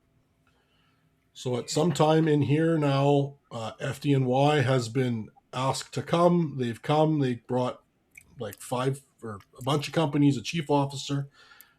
So approximately 0200 to 0209, the third UASI search operation took place. They searched, this says UASI Rescue 5, so maybe it's not FDNY yet. Split into two teams. Following the search, the two search lines previously deployed. The team operating on the rope closest to the starboard side found a discarded firefighter flashlight. They took this as a possible sign the missing firefighter could be in the area. When they reached the end of the original search rope, they heard a pass device sounding. They deployed an additional rope search line approximately 75 feet in the direction of where the pass was sounding. And at 02:08 hours, it was FDNY's Rescue 5 that located the latter four firefighter. He had his SCBA on, but his facepiece was not in place. The Rescue 5 officer attempted to notify command via the radio and activated the emergency alert button on his radio. However, he received no response. The Rescue 5 officer then followed the search ropes back to the port ladder well, where he provided the rescue operations chief with an update. Along with another rescue company, Rescue 5 started the process of removing the downed firefighter. The latter four firefighter was initially placed in a Stokes basket for removal, but the basket continued to get caught on objects as they tried to move, so they just carried him until they reached the area closer to the rear of the vessel. He was then placed back in the Stokes basket. The removal process from deck 10 took approximately 15 minutes. 02:24 hours, additional mutual aid resources were taken out of staging at deck 8 and assigned to assist with the removal of the latter four firefighter. A rope rescue mechanical advantage system had been rigged up in the ladder well to assist with the movement of the downed firefighter up from deck 10 to deck 12. At 02:35 hours, the rescue branch operations chief provided a progress report that the downed firefighter was being moved from deck 10 to deck 12 via a Stokes basket using a manpower intensive operation. From 02:38 to 02:46, the UASI rescue branch conducted PAR with all units being accounted for. At 03:01, the rescue branch operations chief provided a progress report that the downed firefighter was being rigged for lowering by the vessel's crane. At 03:06, ladder 4's firefighter was on the dock and turned over to EMS. Like the Engine 16 firefighter, he was transported to the hospital where he was pronounced deceased. Termination of the incident. Once the Mayday operations were cleared, all firefighting operations ceased on the vessel. The fire continued to grow on deck 11 and spread to decks 12 and 10 for the next several hours. At about 05:40 hours, the vessel captain requested that a fireboat, which had responded via mutual aid, direct their master streams onto the vessel's exterior and deck 12 for boundary cooling and fire extinguishment. He's worrying about the integrity of his vessel, right? All onboard firefighting efforts were ceased at 6:40 when the vessel's crew abandoned the ship. The fire continued to burn out of control for the next 5 days, ultimately involving decks 7 to 12 in the rear half of the vehicle. The fire was finally extinguished by a private team of salvors and marine vessel firefighters on July 10th. I was reading this report and I said, we have to cover it. It's such a complex operation, and there are vessels and land-based or shore-based firefighters responding to vessel fires all over North America and the world. And we need to know these lessons so that we can be trained to understand boundary cooling and all this kind of stuff, carbon dioxide flooding, etc. It's only going to get worse with the advent of lithium ion powered equipment and vehicles. It was determined that the fire started by the ATF. They did an investigation that the Deck 10 pusher vehicle started the fire. The vehicle had been used throughout the day to push disabled vehicles onto the vessel. The ATF investigation had determined that the transmission in the vehicle overheated, which resulted in the release of flammable transmission fluid. Several witnesses described the fire dripping down from under the vehicle. Consistent with this finding, the fire was ruled accidental. And just so listeners know, if they're Canadian or international, the ATF is the Bureau of Alcohol, Tobacco, and Firearms in the United States. And they're like the FBI. They're a national agency that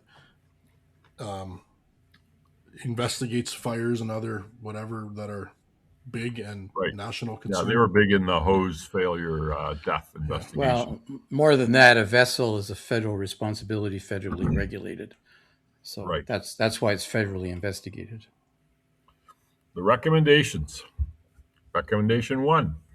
Develop and maintain comprehensive pre-fire plan for marine vessels as per NFPA 1405, Guide for Land-Based Fire Departments that Respond to Marine Vessel Fires.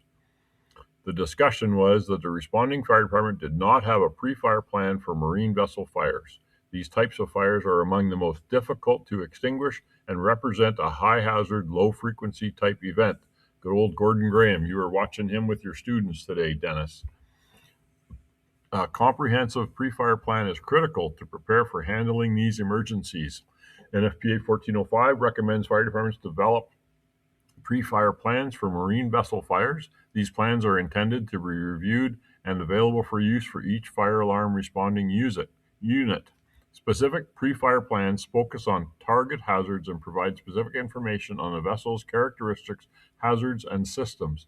A pre-fire plan includes operational procedures such as the early need to locate and obtain the vessel's stability plans, cargo manifest, dangerous cargo manifest, blueprint, safety plan, and a fire control plan, which every vessel has to have, commercial vessel, as part of the incident response. These documents are critical for the incident commander and their staff for developing strategy and tactics for life hazards and locating the fire or emergency access, vessel systems and equipment that can be utilized, and ventilation. They're only useful if you know what you're looking at and know how to use the information in them. Got to be trained on those plans. You got to look at them. You have to work with your port and your vessels, right? Doug, you and I fought fires in the ship at Texas A&M. They have a ship in the ground. It's really only the engine room that you go into. So we didn't do any boundary cooling. We just kind of went in and put the fire out in the engine room. But it was scary going into that big steel space with this massive engine burning. It's safe because it's training and they can always turn it off. But still, it was pretty scary going in there, and it got pretty warm. I cannot imagine what this would have been like in this ferry. Yeah, I don't think anybody could imagine it. That's why they didn't know what to do, because it's their first time ever dealing with it. Something I thought when we're talking about pre-fire plans, like at the very beginning, when they got dispatched, the one battalion chief wanted the one engine company to bring the boat instead of their engine. And I was thinking, like, why isn't that like a predetermined thing, that when we get a call at the port for a boat on fire, the engine shouldn't be part of the dispatch. The fireboat should be. They should automatically take the fireboat. Like, these are the kinds of things that help get what you need where you need it when you need it. Because or have a backup unit where if engine 27 goes, sorry, we were out on the road, we're already on the way there. Somebody else at the firehouse. Then engine company 7 can go get the boat and go over there. You know what I mean? But it depends on what the run cards are, Doug? Yeah. I mean, and some of these resources are considered specials, so they're only called specially. They're not part of a standard run card. And that may be the case. I don't know. When you're going to a boat fire, you should probably have a fire boat as part of your run card. I don't think it would have made any difference to this call. Probably Yeah. not. I'm Yeah. just Not saying- arguing with you, just saying. No. No, yeah, I'm just saying like they should make that better. Where I always err on the side of make it a procedure and not up to the guy on duty to think of it. Figure it out ahead of time. Yeah. So the recommendation goes on to say adequate staffing. NFPA 1710, 1720 recommend marine firefighting units be staffed with a minimum number of members required based on the tactical occupancy hazards of the response. This includes the number of personnel necessary for safe and effective firefighting performance relative to the type of marine vessel. NFPA 1405 notes that marine vessels often are compared to high-rise buildings in terms of being a unique environment requiring special considerations for the number of personnel and resources. 1710 recommends a minimum of 42 responding firefighters for an initial high-rise alarm assignment. This includes those needed for search and rescue teams, officers dedicated to overseeing entry points, fire floors, evacuation management teams, vertical ventilation operations, and firefighters to transport equipment to a staging location. This incident had similar needs that called for a large number of firefighters. Much like a high-rise building fire, additional unassigned firefighters should be on scene, staged, and ready to assist with fireground operations in the event of an emergency or to facilitate rehabilitation of firefighters performing various tasks. And yeah, they did not have anywhere near that for initial response. I didn't count, but it sounded like they only had 2 or 3 people per apparatus. The incident, neither the fire department nor the vessel had the appropriate adapters to connect the fire department hoses to fire stations on the vessel. Additionally, the fire department in this incident used 30-minute SCBAs. Due to the size and complexity of the fire on the vessel, firefighters had to change cylinders repeatedly due to quick depletion of their air. To avoid running out of air in the hazardous environment on board, firefighters were limited to short duration of working on response and rescue tasks.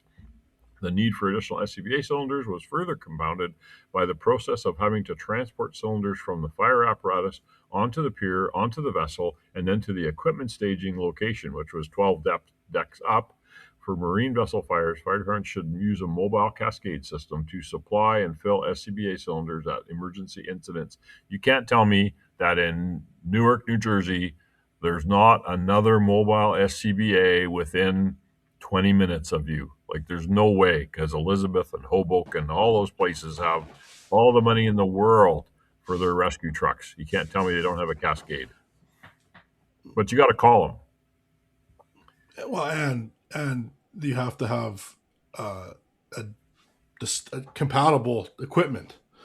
If they don't all have the same type of SCBA, I don't know if they do or not. I have MSA because you have Scott, just because I'm not going to do what you do. Yeah.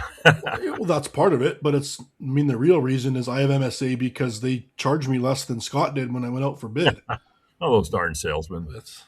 For marine vessel fires, to allow a specified number of SCBA users to be deployed without interruption, as many as 3 times the number of SCBA units should be available on scene, allowing backup personnel to have their equipment ready to immediately relieve people who have exhausted their air supply and provide extra units in the event of failures or equipment problems. Communications, we talked about this again. They say, hey, steel vessels, you're going to have problems. You may have to use multiple means of communications. You may have to use the ship's communication systems or other alternatives, such as ultra-high frequency versus VHS versus trunked or via simplex. Yeah. Accountability. Commonly, they're now 700, 800 megahertz systems, right? Right. Digital trunk systems. The problem with those things is they're not going to work in that environment. No. You need to shift to a simplex channel to be able to communicate. So you need high frequency simplex. That's what you need to communicate in that environment. But if you haven't got an SOP that talks about that, you're not likely to do it. And dispatch is not going to be recording what you're saying. Because they can't. They can't. What if you had a mobile repeater? That might help. Yeah, mobile repeater. I don't know. Does your metropolitan department have some mobile repeaters? Besides, you got them on all the pumps, right? So it would be close by. Yeah, on rigs. I think New York has more portable repeaters they can bring into places. But shoot, use your cell phone and Starlink. I don't know. The issue is your handheld radio is 2 watts, and you can have a 25 watt repeater if you want. Great, But if you can't get to the repeater is not going to Doesn't repeat help. what you're saying. Yeah. So you have to consider all of that. It's a two-way Accountability. communication. It talks about accountability, of course. The construction, layout, access limitations of large vessels complicates efforts to collect and maintain status of resources potentially working in, or an immediate dangers to life, health, environment at an incident. Personality accountability systems should be utilized to readily identify the location and function of all members operating at the scene. And of course, expanding incident command functions, which we talked about. They did bring in a command team eventually. The incident commander must ensure, not only the emergency response, but you have to ensure adequate staffing, rest, rehab, food, water, medical care, specialized equipment, and employ the incident management team to assist. All important stuff as per the NIOSH report. Number 2, somebody want to do it? Sure. Recommendation number 2, train the fire officers and firefighters in marine vessel firefighting. So the discussion is the fire department in this incident did not have any training or policies for marine vessel firefighting or the operation of marine vessel fire suppression systems. None of the firefighters from the department received any professional development related to marine firefighting in the 5 years before the incident. We kind of touched on this earlier. They had some little courses, but 10 nothing years really before, to really do anything with it. But NFPA 1405 recommends marine firefighting training and professional development for land-based firefighters, which includes unique aspects of combating vessel fires, vessel types and potential products transported by vessels, vessel construction and structural hazards, stability and dewatering, safe access to the vessel and egress from, suppression and ventilation, scene safety considerations at marine incidents, and available resources for assistance. We should do that here at Lakeland. We harp on them not having the training, but I understand why they didn't. I don't. Because it costs money, and You're the chief. It's your job. I 100% agree. But when you're the chief and you go to the administration and they say no, what do you do? But you got to take this a step further. I says you need to do the training, but it's not a one and done. No. It's yeah. So that's if you're doing now right, we got to research on our training, and and we got 1,000 guys on our fire department, and we got to do it over and over. And the city administration is going to say, "Well, when do we ever get a call at the port? Tell me the last time we had a ship on fire." And you're going to look at you saying, "Well, we haven't, but we might one day." And they're going to say, "Well, we're going to take that risk," and they took that risk, and this is what happened. If you do medical first responses, you'll be renewing your skills every 6 months and recertifying annually. If you do firefighting, probably every 4 or 5 years, you'll circle through the academy and sharpen up your skills. But if you're going to do marine firefighting, and I got a soapbox that I'm going to get on a little later about that, you need to be not thinking about this. Well, we did that 9 years ago. That was enough. Like Doug's saying, it's not about cost. It can't be about cost. It's in their response area. And like Paul said, we were watching the Gordon Graham video today and talked a bit about the report. High risk, low frequency. That's what you need to train for, because that's what's going to get you in trouble. Recommendation number 3, I'll just do this, and if somebody else wants to do the next one. But recommendation number 3, which kind of makes sense here, is coordinate with marine vessel crew members and fire teams. The discussion was throughout the incident, firefighters on scene, they reported being confused by the response efforts of the marine vessel crew members and fire teams. So, for example, when they were performing the boundary cooling. So this lack of specific training, it really cut down on them being able to integrate the response operations, because they didn't understand what they're doing. They even took one of the hose lines away from them to go fight fire, right, not realizing what's going to happen, or they should have realized the heat and the steel and stuff. But you got to work together, right? Dougie? I think going back to one more point on the why they don't have the training. I think you say it was in their jurisdiction. I don't know, but I think there could be a huge turf war between the city of Newark saying that's the Port Authority's problem. Yeah. And the Port Authority goes, well, you're the fire department, it's your problem. And there's this whole you pay for it. No, you pay for it. I could see that. Kind of like wildland firefighting, urban interface firefighting in Alberta. stop But your I fire also, in your forest before it watching gets to my the town. when we were watching the NTSB hearing, one of the NTSB board members said the port of Newark generates $50 million a year to the city of Newark. That Yeah. can pay for a lot of training. Yep, Like, he did. That was so good. there's two sides, but I'm not saying I agree with not giving the training. I can just say I'm saying I can see the city administration saying, like, history tells us we don't need it. We have never used it. Yeah, risk management. Yeah. Anyways, recommendation number 4: request and utilize mutual aid resources for all marine vessel incidents, such as fires, as early in the incident as possible. The discussion: several automatic mutual aid resources were dispatched early in the incident, including a fireboat. These resources were canceled by the incident commander about 20 minutes into the response, prior to the on-scene resources understanding the extent of the fire and resources needed. Additional fire departments, including units specializing in rescue and marine firefighting, were later requested by the incident commander.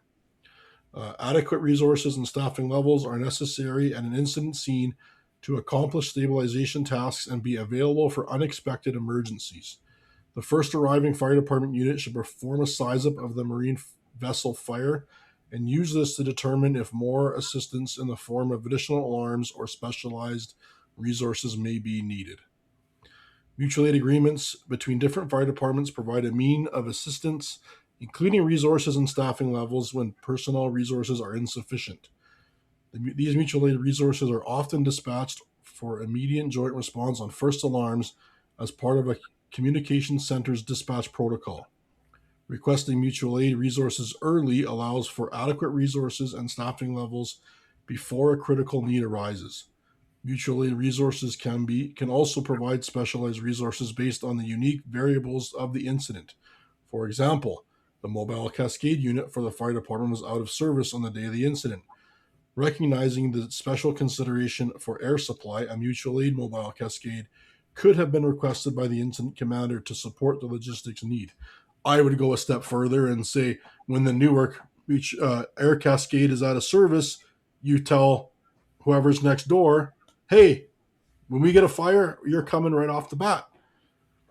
But Yeah, exactly. And I'm sorry, guys, unless you had, and this is going to sound nasty, unless you had your head in the sand, you got to know as a firefighter, there's been 4 or 5 roll on, roll off shifts completely destroyed by fire in the last 2 years. There was one destroyed off of Alaska and it sank. There was one in the middle of the Atlantic and it sank. There was one they fought the fire on, they abandoned, they fought the fire on, they towed it back to port and recovered the vehicles. They were all mostly scrapped, but they saved the vehicle. And there's this one. I mean, roll on, roll off ferries. If you call me to a roll on, roll off ferry on fire with cars inside of it, I know it's going to be a big deal. Sorry. now you know that. I knew that before this happened. I've never heard of a roll on, roll off vessel before this happened. There I had you no go. idea what row row meant. Well, there goes your transfer to Jersey. Yeah, Yeah, like you're not moving to Jersey. I had Or no Vancouver. idea. But I agree with that recommendation, and it ask for it early and keep it coming until you don't need it. That goes for treat it with diesel. that goes for mutual aid, and that goes for your own department if you have enough people. Yep. Recommendation 5, establish and maintain a unified command with marine vessel reps throughout the incident. I would say marine also, if it's an industrial, same thing. During this incident, Same thing. the Yep, chief, you're right. the chief mate of the vessel met with the incident commander to provide an overview of the situation. So he's there. They're half hour into the incident, as Doug noted earlier. They're already behind the 8 ball. Okay, we've been fighting this fire for half an hour. Now we call the fire department. Anyway, the language barrier between the chief mate and the incident commander prevented effective communications and development of the incident action plan. A lot of these crews are they're from Korea, or they're from Philippines, or they're from Asia. They're not Americans. So even though the vessel was Italian flagged, the crew almost certainly was not. Yeah. So The language barrier between the chief mate and the incident commander prevented effective communications. The incident commander eventually abandoned efforts to unify command of this incident. We can't communicate, therefore, what's the point?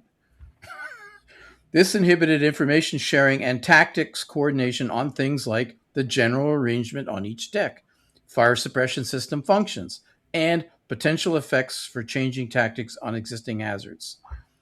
Unified command is an application of the incident command system where designated members of different agencies with different jurisdictions. Remember, the captain and crew on the vessel are in charge of the vessel.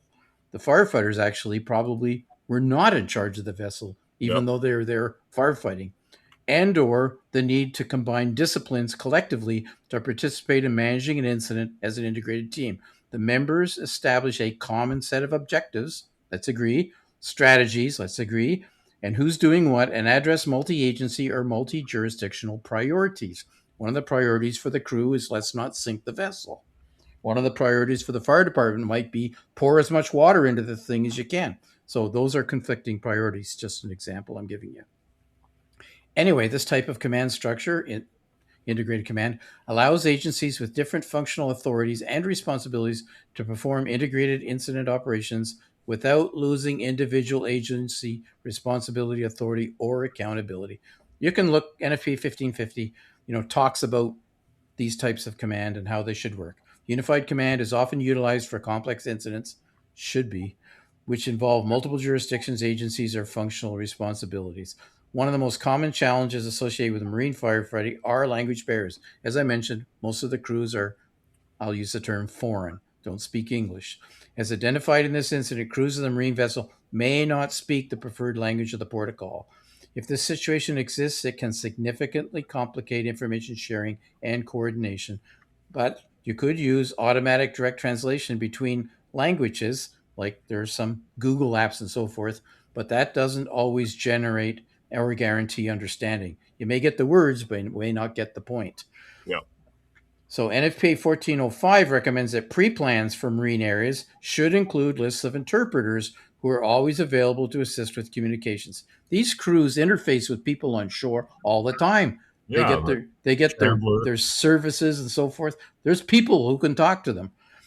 Additionally, the U.S. Coast Guard recommends that emergency response services include translation mobile applications in their planning process in order to decrease language barriers.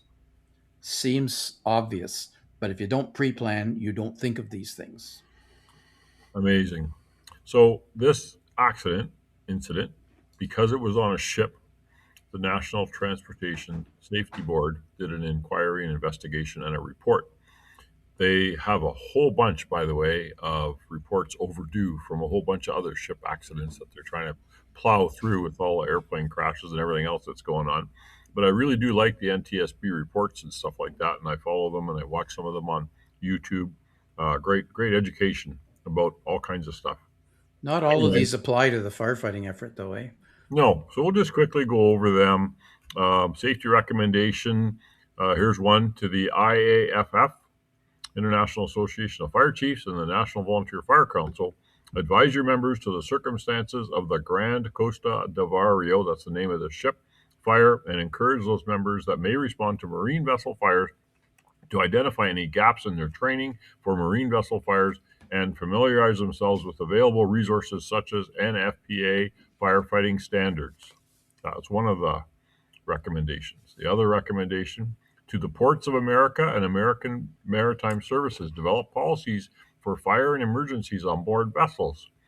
As per Title 29 of the Code of Federal Regulations, to include accounting for shoreside employees, train employees on what to do in the event of fire on board a vessel. You've got all these shoreside employees that are working as contractors on the vessel. They need to know what to do in the event of a fire or an emergency, not just the crew of the vessel and the passengers. To the Coast Guard, submit a proposal to the IMO, International Marine Organization, to clarify and emphasize the existing International Convention for the Safety of Life at Sea, or SOLAS, regulation requiring all openings capable of admitting air into or allowing gas to escape from a protected space can be closed from outside the protected space. applies regardless of their expected operational condition when in port or at sea, because they couldn't close the door from the outside to maintain the integrity of the carbon dioxide flooding system, which would have changed this, would have prevented the deaths of 2 firefighters, in my opinion. To the OH&S, the Occupational Health and Safety Administration, this is all recommendations from the National Traffic Safety Board.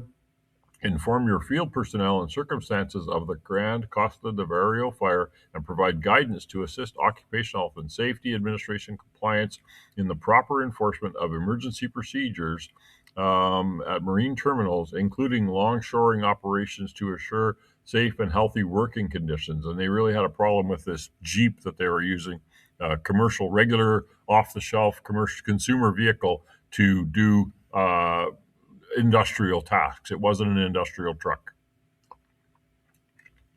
To the Port Authority of New York and New Jersey, establish procedures to facilitate training, drills, vessel familiarization tours for responding firefighters to enable them to better prepare and respond to fires and other emergencies at your facilities. And that's right, the port owns that. They have to facilitate that. They have to make that happen if they're depending on shore-based firefighters. To OH&S again, inform your field personnel the circumstances of the fire and compliance officers in the proper enforcement of the powered industrial truck requirements in the Code of Federal Regulations, marine terminals, working longshoring operations. So the vehicle they were using, Paul, looking at the pictures, it looks like a CJ, a very lightweight vehicle. Yep, that'd be perfect. I'll drive that all day. Yeehaw! Yeah, I wonder if they put it in 4 low or if they left it in 4 high. That would kill it too. Recommendation M25008. To the American Association of Port Authorities, inform your members of the circumstances of the Grand Costa de Avro fire and encourage them to establish procedures with local fire departments to facilitate training, drills, and vessel familiarization tours for responding to firefighters to enable them to better prepare and respond to fires and other emergencies at port facilities and onboard vessels. There's another one, number 004, to the Newark Fire Division. Require all fire chiefs and first responding companies and units that respond to vessel fires to complete specialized marine firefighter training that include both classroom and practical firefighting training that is based on the NFPA marine firefighting standards. So that's pretty big. The NTSB telling Newark Fire, you have to train your personnel. So that's pretty direct. And they actually follow up on all the recommendations, and they require responses later on. Yeah. How long? They're recommending it. They're not telling them. They're recommending it. They have no enforcement power. Yeah. Let's see. Number 10. Number 10, Grimaldi Deep Sea, who's an operator of the owner of this vessel. Inventory all your vessels to identify all openings that are part of a fire boundary and modify the vessels as necessary so that these openings are capable of being closed from the outside of the protected space. And then to RENA Services, which is a service that was loading the ship, revise your procedures for review and approval of vessel plans to ensure compliance with the International Convention for the Safety at Sea by requiring all openings capable. Oh no, this is the operator of the ship, not the owner of the ship. Admitting air and to allow gas to escape from a protected space can be closed from the outside of the protected space, regardless of their expected operational condition at port or in sea. And the last recommendation, the American Association of Port Authorities, inform your members about the circumstances of the Grand Costa de Vario fire, highlighting that pusher vehicles used to load non-running vehicles aboard must included in the OH&S, or Occupational Health and Safety Administration's definition of powered industrial trucks, and must comply with those standards. Wow. So I have a recommendation, Doug's recommendation, that they should treat ports like airports, and when they get to be a certain size, they should have to have their own fire department. It's not a bad idea. So which kind of leads into my little soapbox here. Okay, here we go. Soapbox from Denis. And I was the fire chief in a municipality that had a major seaway in that municipality.